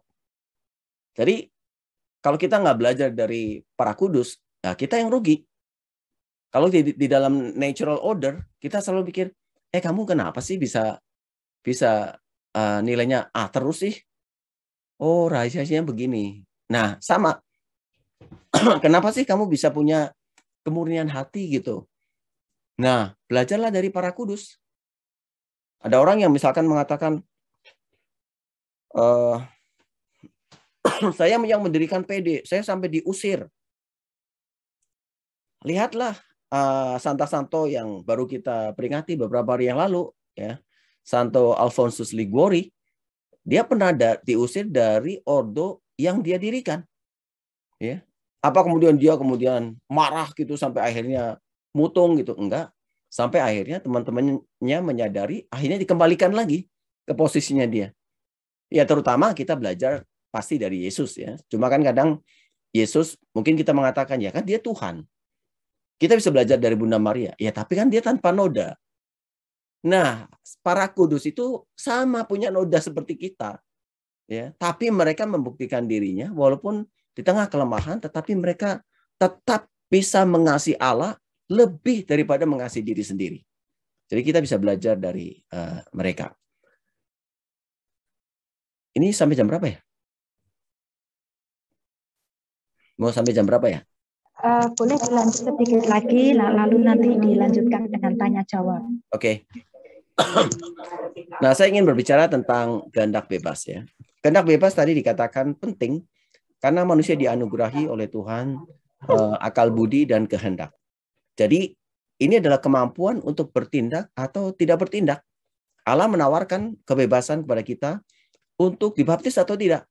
Dan kemudian dengan kehendak bebas kita mengatakan ya, atau ada orang yang mengatakan tidak mau.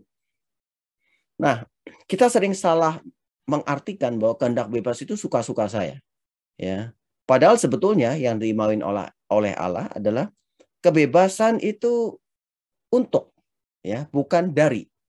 Kalau dari itu seperti slavery, ya, kebebasan dari tirani misalkan. Tetapi endingnya dari kita itu sebetulnya endingnya adalah berkumpul dengan Tuhan. Itu nggak bisa kita ubah, ya. Tetapi caranya bisa beda-beda. Ada orang yang jadi pastor gitu, ada orang yang berkeluarga. Jadi kebebasan memilih ya untuk mencapai tujuan akhir. Jadi kebebasan untuk, bukan kebebasan dari. Dan karena manusia mempunyai kehendak bebas, maka dia harus bertanggung jawab atas perbuatannya. Ya, anjing yang menggigit tuannya itu dia tidak punya kehendak bebas, maka tidak bisa diadili. Ya, paling jauh udah ditembak selesai gitu. Tapi manusia bisa diadili karena apa yang dilakukannya itu mengalir dari kehendak bebas. Dan jangan melupakan bahwa manusia itu bisa menyalahgunakan kehendak bebasnya. Ada begitu banyak orang-orang yang menyalahgunakan kehendak bebasnya. Sering kita dengar kalau di Indonesia tiba-tiba ada orang yang pagi-pagi nabrak orang gitu, beberapa orang tertabrak. Mungkin kalau ditelusuri dia menggunakan kehendak bebasnya untuk minum-minum atau misalkan nyabu misalkan, sehingga kemudian akibatnya itu terjadilah demikian sampai begitu tragis. Masalahnya bukan pada waktu dia terpengaruh obat atau mabuk, tetapi sebelum mabuk dia sudah menggunakan kehendak bebasnya untuk mau mabuk, ya. Dan itulah yang salahnya ketika dia menggunakan kebebasannya untuk melawan Allah. Itulah dosanya. Setelah mabuk ya dia tidak bisa diadili menurut pada waktu dia mabuk karena dia nggak sadar. Tapi tetap salah. Nah, ada orang mengatakan kalau gitu kan di dalam kekristenan kita tahu pentingnya rahmat di dalam kehidupan kita sampai menuntun kita pada tujuan akhir yaitu surga. Nah, apakah rahmat menghalangi kehendak bebas kita? Tidak. Ya, Saint Thomas Aquinas mengatakan bahwa rahmat itu menyempurnakan kodrat. Dia bukan menghalangi, bukan berlawanan, tetapi menyempurnakan. Kenapa? Karena kehendak bebas kita itu memang dasarnya ingin bersatu dengan Tuhan. Dan Tuhan yang ada di atas sana, dia mengulurkan tangannya kepada kita dengan memberikan rahmatnya supaya kita bisa naik. Ya, jadi rahmat itu tidak bertentangan dengan kehendak bebas kita, malah membantu kita. Pada waktu saya tinggal di Amerika itu, sepupu Ingrid itu punya anak 5. Dan suaminya itu orang bule itu senang berkebun. Ya. Dan kemudian anak-anaknya dikasih bagian untuk berkebun. Oh ini ya, kamu anak yang pertama, ini bagiannya kamu, anak kedua, anak ketiga gitu. Nah, mereka boleh menggunakan kehendak bebasnya untuk merawat kebun itu. Ada yang jadi baik, ada yang enggak. Tapi saya lihat-lihat kadang papanya membantu tanpa diketahui sama anak itu. Kadang rumputnya lah, kadang pas lagi siram, kok ini anak-anak saya nggak pernah nyiramin ya? Dia ikut siramin gitu. Jadi bayangkan kalau seorang papa aja untuk masalah sederhana untuk kebun, supaya bisa menghasilkan, maka dia juga membantu. Apalagi Tuhan yang menciptakan kita. Kalau Tuhan melihat bahwa, wah, ini anak ini tersesat nih. Coba saya kirim orang untuk membantu dia. Atau misalkan, coba saya kirim mungkin pas dia di gereja ada nyanyian gitu misalkan. Nah, kita nggak pernah tahu. Di Katolisitas ada, saya pernah beberapa kali terima email ya, yang agamanya non-Kristen. Dan kemudian dia mengatakan, entah beberapa hari ini, ketika lewat gereja itu ada dorongan untuk saya masuk. Karena saya mendengar nyanyiannya yang begitu teduh. Saya ingin berdoa kepada Yesus. Nah, dari mana itu keinginan ini? Ya, inilah kerja rahmat. Dia tetap tidak menghilangkan kehendak bebas. Orang tersebut, dia harus menjawab iya. Nah, kemudian saya katakan, ya, bertemu dengan pastor paroki, ada di mana, saya kenalin, sampai akhirnya dibaptis. Nah, orang tersebut bisa aja mengatakan, saya nggak mau lah ketemu pastornya, saya nggak mau. Gitu. Tapi bagaimana kalau rahmat itu juga, kehendak bebas kita itu bekerja sama dengan rahmat, akan menghasilkan sesuatu yang luar biasa. Gitu. Nah, kemudian ada yang mengatakan, tolak ukurnya apa sih dalam perbuatan baik? Gampang. Ya. Yang pertama adalah, objeknya itu harus baik. Ya, objek itu adalah tentang apa yang dilakukannya dia. Mencuri atau 10 perintah Allah itu semua tidak baik. Ya, pelanggaran terhadap 10 perintah Allah. Objeknya adalah persinahan misalkan. Nah, itu adalah objek secara langsung. Ada kemudian maksud atau tujuan. Tujuannya mungkin baik, dia menghibur orang yang kesepian misalkan. Dan keadaannya orang yang dihibur itu ditinggalkan sama suami. Nah, kan jadi baik kan? Apalagi dia punya anak-anak. Nah, saya mau membantu dia. Tapi objek moralnya sama, dia berzina, dia sudah punya istri, tapi kemudian dia main sama cewek lain, walaupun maksudnya baik. Walaupun keadaannya baik. Kalau objek moralnya jelek, nggak bisa. Jadi Saint Thomas mengatakan, kesempurnaan itu dilihat dari apa? Dari keseluruhan dan juga dari bagian-bagiannya. Ya. Jadi kalau kita melihat manusia, keseluruhannya harus baik ya. Bagiannya juga harus baik. Kalau ada yang tidak baik, mungkin ada sesuatu yang aneh. Juga di dalam hal ini. Ada yang maksudnya itu baik, objek moralnya baik, keadaannya nggak baik. Bisa. Objek moralnya adalah membantu teman. Kemudian tujuannya karena dia nangis, saya menghibur dia. Tapi dia menghibur itu di kelas. Keadaannya nggak baik dong. Kamu kalau mau menghibur ya jangan di kelas. Hiburlah kalau udah selesai. Jadi keadaannya baik. Nah baru kamu hibur. Ada lagi yang keadaannya baik. Objeknya baik. Tujuannya salah. Misalkan membantu fakir miskin ke panti asuhan. Keadaannya gimana? Ya memang mereka miskin perlu dibantu, kan baik. Ya, objeknya adalah membantu. Kemudian keadaannya memang mereka perlu dibantu. Tapi tujuannya itu supaya dilihat orang. Kalau perlu dikasih kamera supaya orang bisa melihat seluruh dunia. Wah, ini saya lagi membantu fakir miskin. Jadi tujuan utamanya adalah untuk dilihat orang. Nah, orang lain mungkin tidak melihat. Tetapi jangan melupakan bahwa Allah melihat apa yang ada di dalam hati kita. Allah melihat ke dalam. Jadi satu perbuatan kelihatannya baik. Tapi kalau tujuannya nggak baik, itu juga salah. Di hadapan Tuhan itu tidak punya nilai. Kenapa? Karena kita melakukannya punya satu imbalan.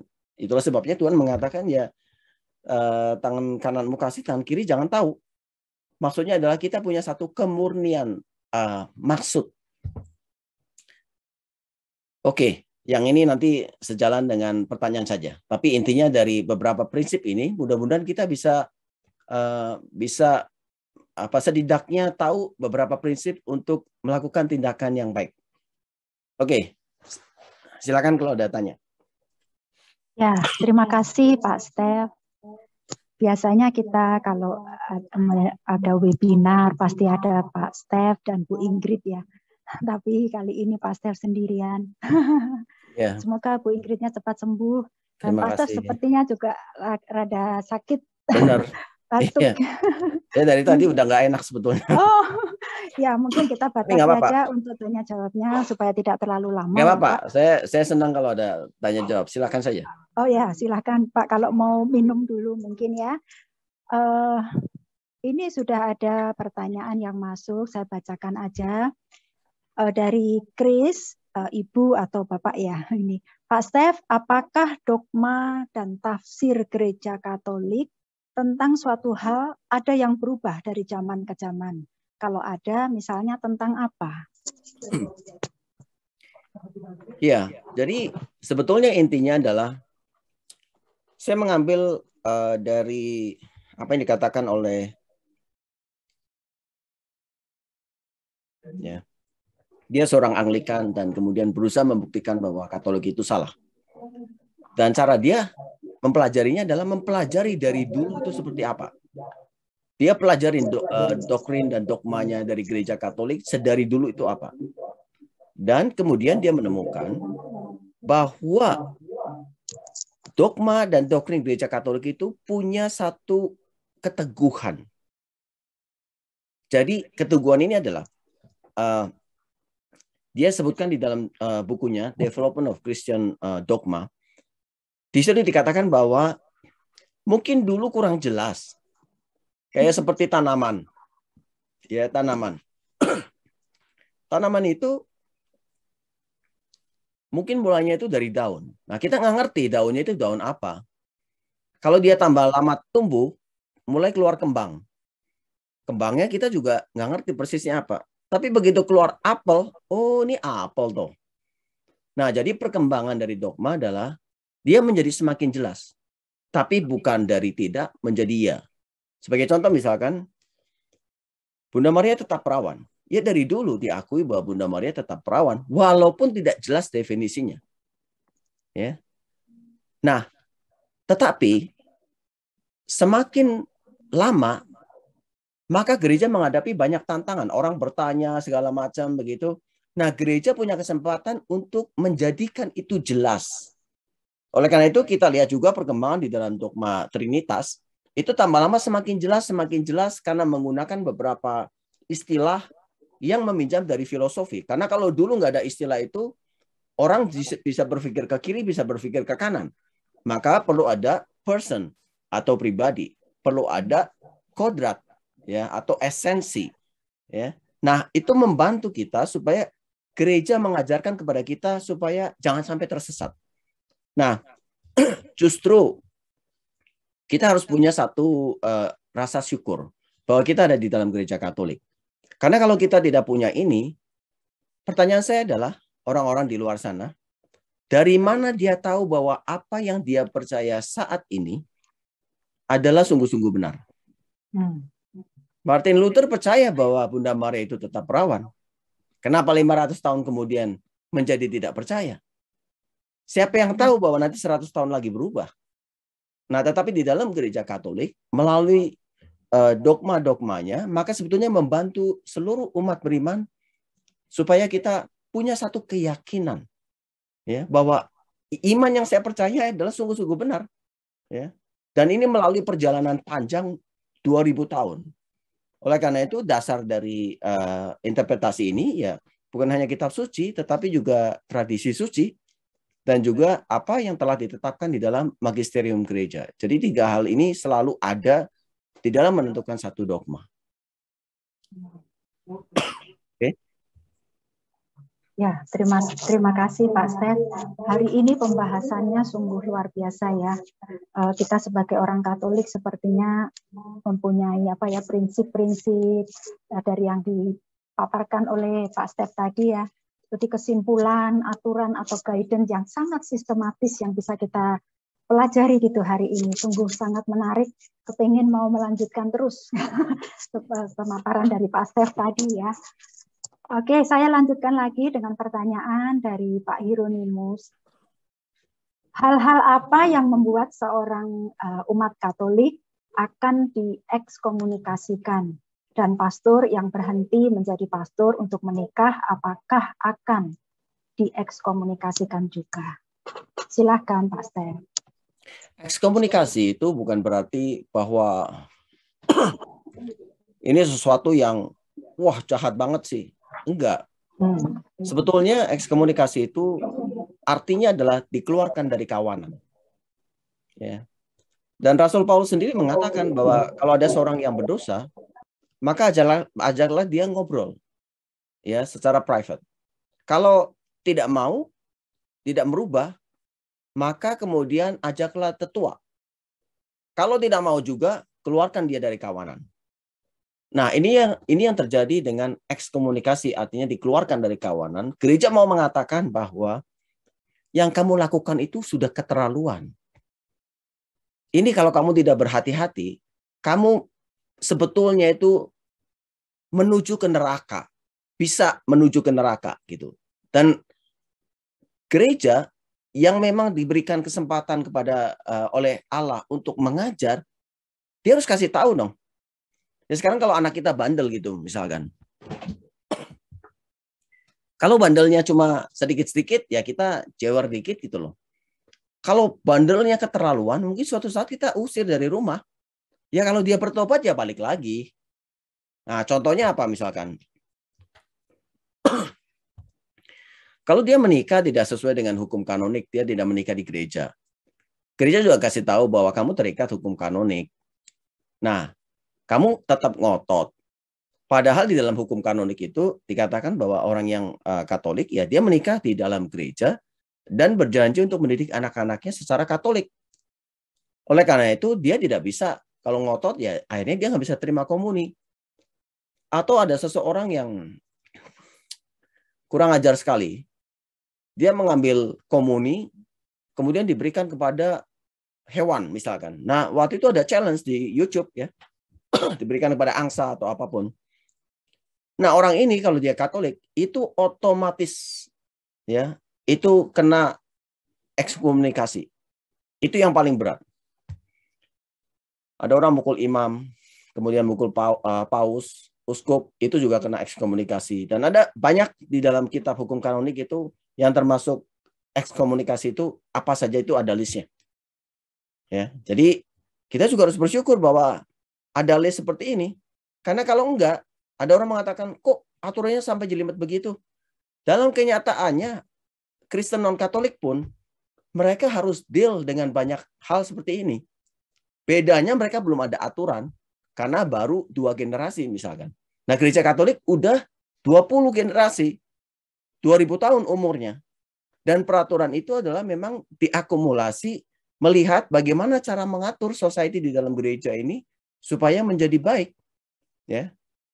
Tetapi bukan berarti gereja yang lain itu tidak punya masalah. Tetap mereka juga punya masalah.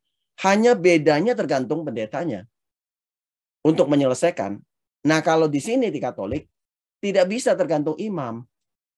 Ada hukumnya. Kayak misalkan kayak di Indonesia gitu ya. Ada KUHP-nya. Ya.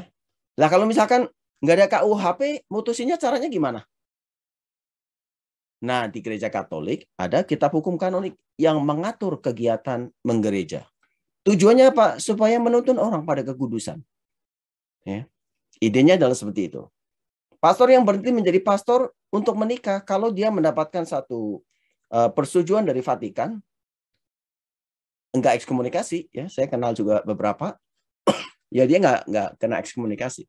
Tapi kalau dia ngotot tanpa persetujuan tiba-tiba menikah, ya dia mengeluarkan dirinya sendiri. Semua fakultinya dicabut, termasuk untuk mempersembahkan misa, mempersembahkan menerima sakramen tobat, itu juga dicabut ya.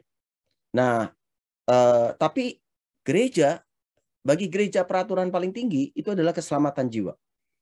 Itu peraturan tertinggi gereja.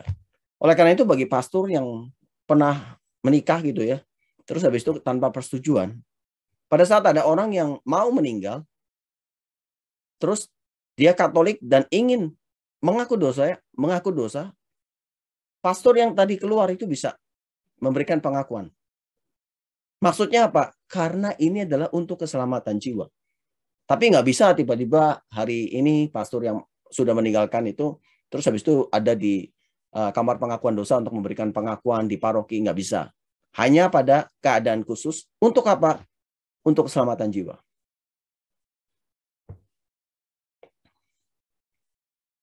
Gitu. Banyak sekali ya hal-hal kita sebagai orang Katolik awam yang kita belum paham ternyata. Ya, Ini di kolom chat sudah tidak ada pertanyaan. Mungkin ada yang mau menanyakan langsung. Silakan Bapak Ibu untuk unmute dan membuka kameranya. Menanyakan langsung kepada Pak Stef.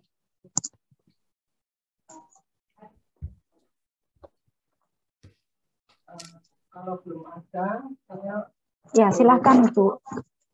Tunggu. boleh tanya ya Pak Stef ya.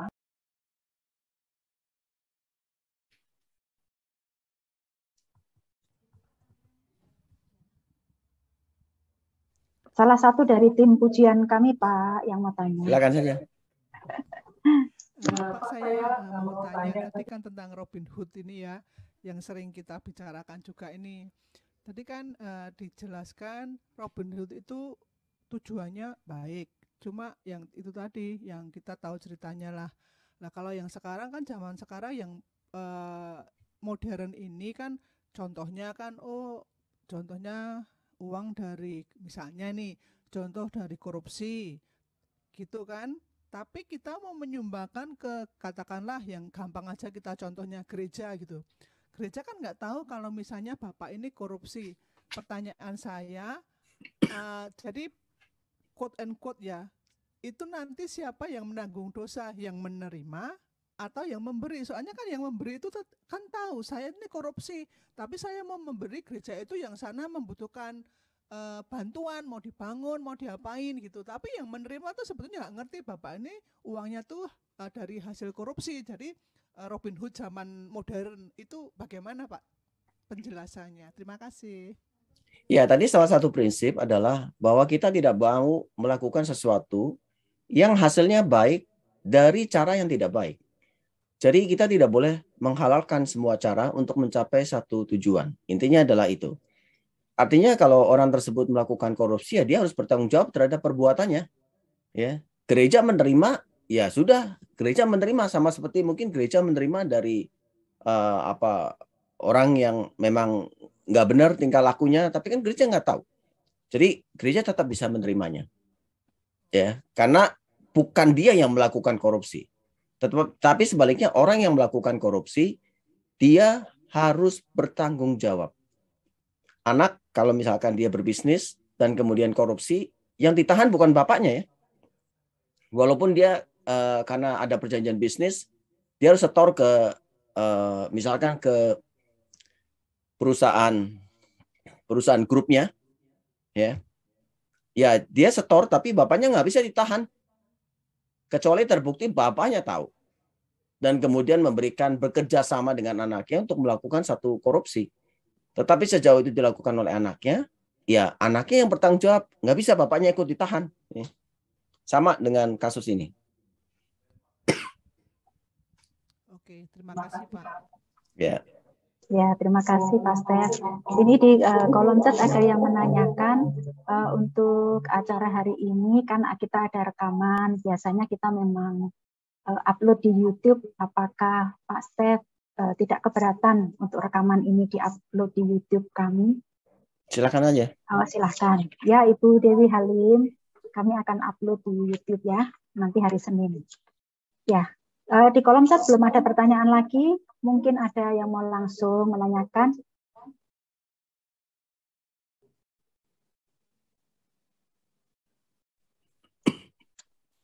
Silakan Bapak, Ibu. Saya mau tanya. Ya, silakan untuk membuka kameranya, Ibu. Oh, Bu Maria Dinata. Ya, jadi saya kan punya adik ipar. Nah, adik ipar itu menikah dengan orang yang dari agama Muslim. Lalu karena dia menikah, jadi pihak lelakinya pindah ke agama Katolik. Nah, namun dia sudah dibaptis juga sampai sekarang. Namun setelah punya anak tuh dia sebenarnya tidak masalah kalau anak atau babynya dibaptis secara Katolik. Namun dirinya tidak mencerminkan seperti orang Katolik. Yang maksudnya gini, jadi dia kalau di kantor di mana lingkungan dia kebanyakan orang Muslim, pada saat puasa dia ikut puasa, masih ikut puasa juga. Terus kalau misalnya diajak sholat dia masih ikutan sholat. Nah jadi jadi yang mau saya tanyakan, tentu yang dia lakukan itu tidak benar. Dalam hal ini kan konteksnya mana yang benar, mana yang salah gitu ya. Nah, jadi bagaimana yang mana adik kami ini agak pusing kepala juga, bagaimana mengajak suaminya supaya dapat menghidupi imannya secara Katolik dengan lebih teguh dan mempertanggungjawabkannya. Itu saja Pak Steph pertanyaan saya. Terima kasih. Ya, memang pernikahan yang kadang beda agama gitu menjadi satu problem yang sama-sama agamanya juga punya masalah ya, apalagi yang berbeda agama. Tapi dalam konteks ini, ya suaminya tersebut dia sudah masuk ke Katolik, artinya dia sudah berjanji di hadapan Allah ya. Pada waktu dibaptis, ada janji baptis. Ya, dia harus mengikuti itu. Tetapi kembali bahwa kita tidak bisa sebetulnya itu memaksa kehendak bebasnya dia. Pokoknya kamu harus begini gitu, nggak bisa gitu. Jadi di dalam perkawinan, menurut saya yang perlu dilakukan adalah, karena kita tidak bisa memaksa dia, tetapi adik Anda bisa melakukan perubahan. Sebagai contoh, kalau suaminya itu melihat bahwa, oh ternyata di Katolik itu kok bisa lebih damai ya, lebih baik ya, lebih bahagia. Nah, kembali ke prinsip di awal bahwa manusia itu diciptakan untuk bahagia. Jadi tidak ada orang yang secara volunteer bilang mau nggak bahagia, nggak bisa. Ya, nature-nya dia adalah untuk bahagia. Jadi kalau misalkan adik Anda bisa melakukan sesuatu yang membuat dia lebih bahagia, bukan dari sisi financial ya, tetapi misalkan dia merasa diterima, kemudian bagaimana pendidikan anak-anak, anaknya juga menghormati suami adik Anda gitu ya, itu akan membawa dia kepada satu kesadaran bahwa oh ini agama Katolik nih sesuatu yang indah ini dan benar. Dan kebenaran itu punya satu kekuatan, ya. Kebenaran itu punya satu kekuatan untuk menarik orang. Jadi ada banyak kisah ya, kadang suaminya sampai selingkuh segala macam, tetapi istrinya tetap sabar, berjuang untuk terus bersatu, akhirnya balik. Ya. Dan memang saya bukan bilang bahwa ini gampang ya, saya tidak mengatakan itu. Tetapi kalau kita menuntut suami adik Anda, itu nggak mungkin. Dia juga udah dewasa. Yang bisa dilakukan adalah mengubah diri sendiri. Nah, mudah-mudahan dengan mengubah diri sendiri itu, kemudian suami adik Anda ini bisa melihat bahwa menjadi Katolik, keluarga Katolik itu adalah sesuatu yang membahagiakan. Mungkin sesekali dibawa ke komunitas. Ya, jangan langsung ke PD seperti ini. Bawa siapa makan bareng ke di food court sama-sama gitu misalkan. Kan dari makan ya. Nah, kemudian dari situ lama-lama udah ada persahabatan, baru kemudian diajak ke ini PD misalkan. Tapi kita harus menghormati kehendak bebas dia. Kita tidak bisa memaksakan sesuatu ya. Jadi mudah-mudahan dengan kesabaran mencerminkan satu kebenaran, lama-lama dia akan tertarik. Kan seed-nya itu sudah ada karena dia sudah menerima baptisan. Jangan kemudian kita meremehkan baptisan, bahwa baptisan itu mengubah keseluruhan diri kita ya. Karena dengan baptis kita menerima iman, harap dan kasih ya. Kemudian kita terima Roh Kudus beserta dengan 7 karunia-Nya. Kita menerima karunia rahmat pengudusan ya, yang membuat kita itu berkenan di hadapan Allah.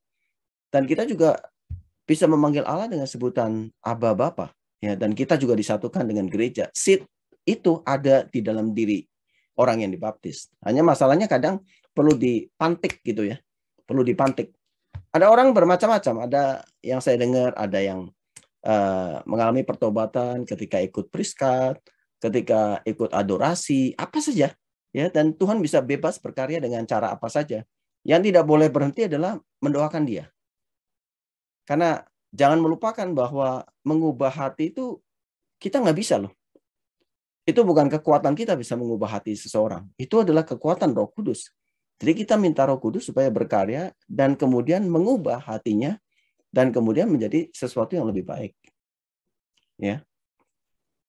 Terima kasih sekali Pak Stef, juga kepada Bapak Ibu yang sudah mengajukan pertanyaan. Mungkin itu tadi adalah pertanyaan terakhir ya. Untuk selanjutnya kita akan berfoto bersama, kemudian saya akan membacakan pengumuman dan juga ada doa penutup. Mungkin Pak Stef boleh bantu untuk doa penutup. Bisa ya Pak? Oke, baik. Sekarang kita mau buka kamera dulu. Kita akan berfoto bersama. Kemudian, siapa yang foto ya ini ya? Felix? Yang foto siapa? Felix ya? Oke, kasih apa-apa ya Felix.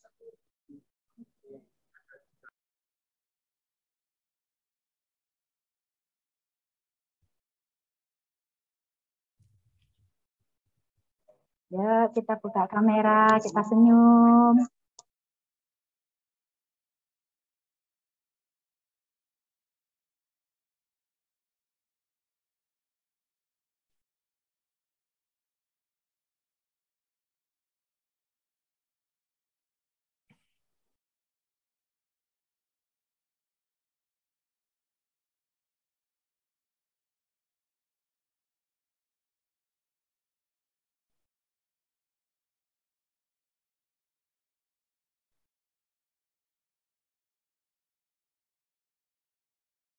Oke, thank you Felix.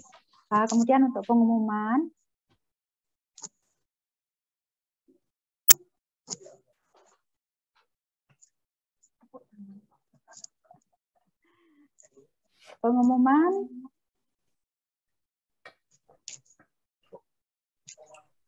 Pertama-tama kami mengucapkan terima kasih kepada Pak Stef yang telah menyediakan waktunya bagi kita semua ya, meskipun agak sakit tapi tetap hadir di PD kami ini. Terima kasih Pak Stef. Sama-sama.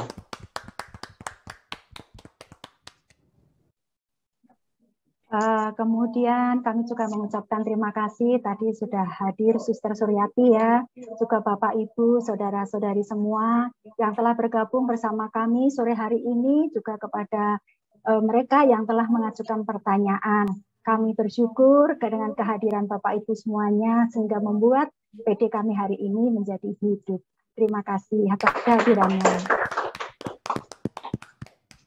PD selanjutnya adalah hari Kamis tanggal 18 Agustus pukul 14.30 waktu Singapura atau jam 1.30 waktu Indonesia bagian Barat dengan link Zoom dan meeting ID yang sama dengan hari ini. Kami mohon maaf belum bisa menyebutkan siapa pewartanya karena kami sedang menunggu izinnya.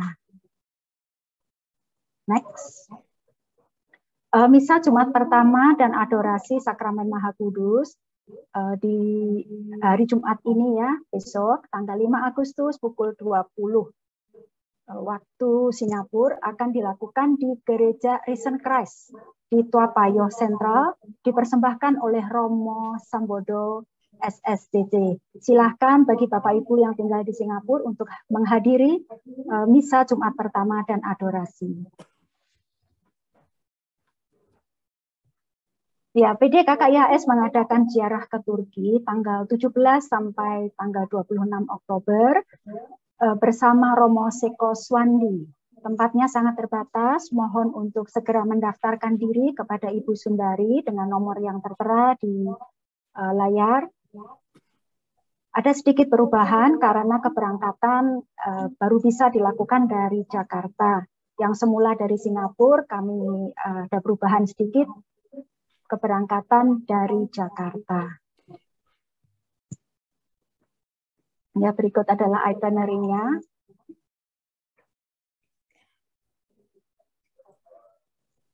Ya, bagi teman-teman yang ingin mendengarkan rekaman ulang dari PD Siang KKIHS, mungkin ada yang terlewat atau ingin membagikan kepada saudara yang lain, silahkan untuk membuka YouTube kami, juga termasuk yang hari ini, yang akan kami upload nanti hari Senin.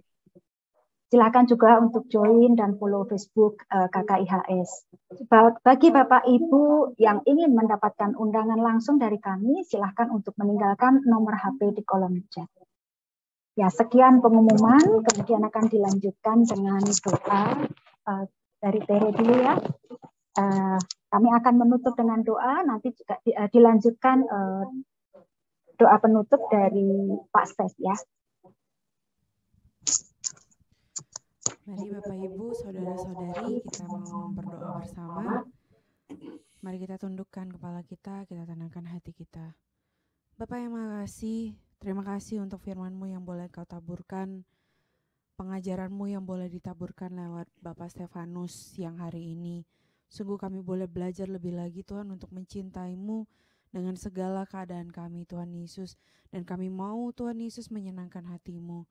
Bapak, siang hari ini, sore hari ini, kami juga ingin berdoa untuk kesembuhan Ibu Ingrid dan juga kesehatan bagi Bapak Stefanus. Mari Bapak Ibu, saudara-saudari, kita tumpangkan tangan di kamera kita. Shikirada bakiarada dada bara bara bara bara bara dada dada. Shikita papa papa para bara bara dada dada dada karaya bara bara dada dada. Shikira dada bara bara bara bara bara dada dada nama karaya bara bara dada dada. Shikira dada bara bara bara bara bara bara bara bara dada dada dada dada. Shikira dada bara bara bara bara bara bara bara bara bara bara dada.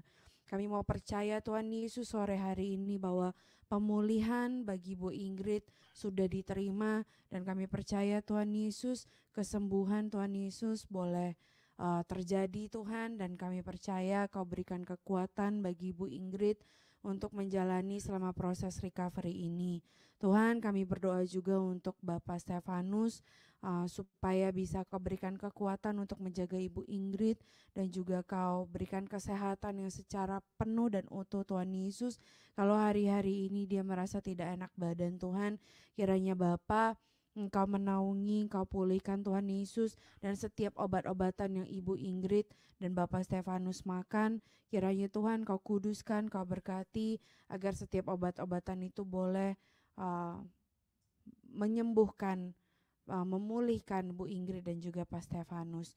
Tuhan, sore hari ini kami mau bersama-sama percaya Tuhan, karena ketika 2-3 orang berkumpul, 2-3 orang yang percaya di dalam nama-Mu, maka kami percaya Tuhan Yesus bahwa Engkau akan mendengarkan doa-doa kami. Amin. Silakan Pak Stefanus. Bapa yang Maha Kekal, Engkau telah menciptakan kami seturut dengan gambar-Mu. Kami telah Kau ciptakan mengalir dari kebijaksanaan dan juga kasih-Mu. Engkau menginginkan kami berbahagia, sehingga ketika kami jatuh di dalam dosa, Engkau tidak membiarkan kami sendiri. Bahkan Engkau mengutus putra-Mu yang terkasih untuk menderita dan wafat bagi kami. Biarlah pengorbanan-Mu yang Kau berikan kepada kami agar kami mendapatkan hidup. Kami selalu syukuri di dalam hati kami. Biarlah kami dapat membalas kasih-Mu dengan cara mengasihi-Mu dan juga mengasihi sesama kami. Biarlah iman yang telah kami terima pada saat baptisan dapat kami ingat terus dan dapat kami praktekkan di dalam kehidupan kami sehari-hari. Biarlah di dalam tingkah laku kami tidak menjadi batu sandungan bagi orang-orang lain. Tetapi biarlah kami juga memancarkan Kristus yang hidup di dalam kami, sehingga orang-orang juga tertarik untuk mengenal dan mengasihi Kristus. Kami tahu bahwa kami tidak mampu melakukannya sendiri, tetapi biarlah dengan kuat kuasa-Mu, dengan Roh-Mu yang kudus, Engkau yang memampukan kami, sehingga kami dapat bertindak sesuai dengan apa yang Kau perintahkan. Ya Tuhan, biarlah Engkau sendiri yang setiap hari memberikan inspirasi kepada kami, agar kami boleh melakukan, dapat memuliakan Engkau di dalam setiap hal-hal yang kami lakukan setiap hari. Demi Kristus mengantara kami. Amin. Amin. Dalam nama Bapa dan Putra dan Roh Kudus. Amin. Terima kasih Pak Stef. Terima kasih ya. Demikian Ya. doa kita hari ini telah selesai. Kita berjumpa 2 minggu lagi. Bye. Tuhan Yesus memberkati. Terima kasih. Bye.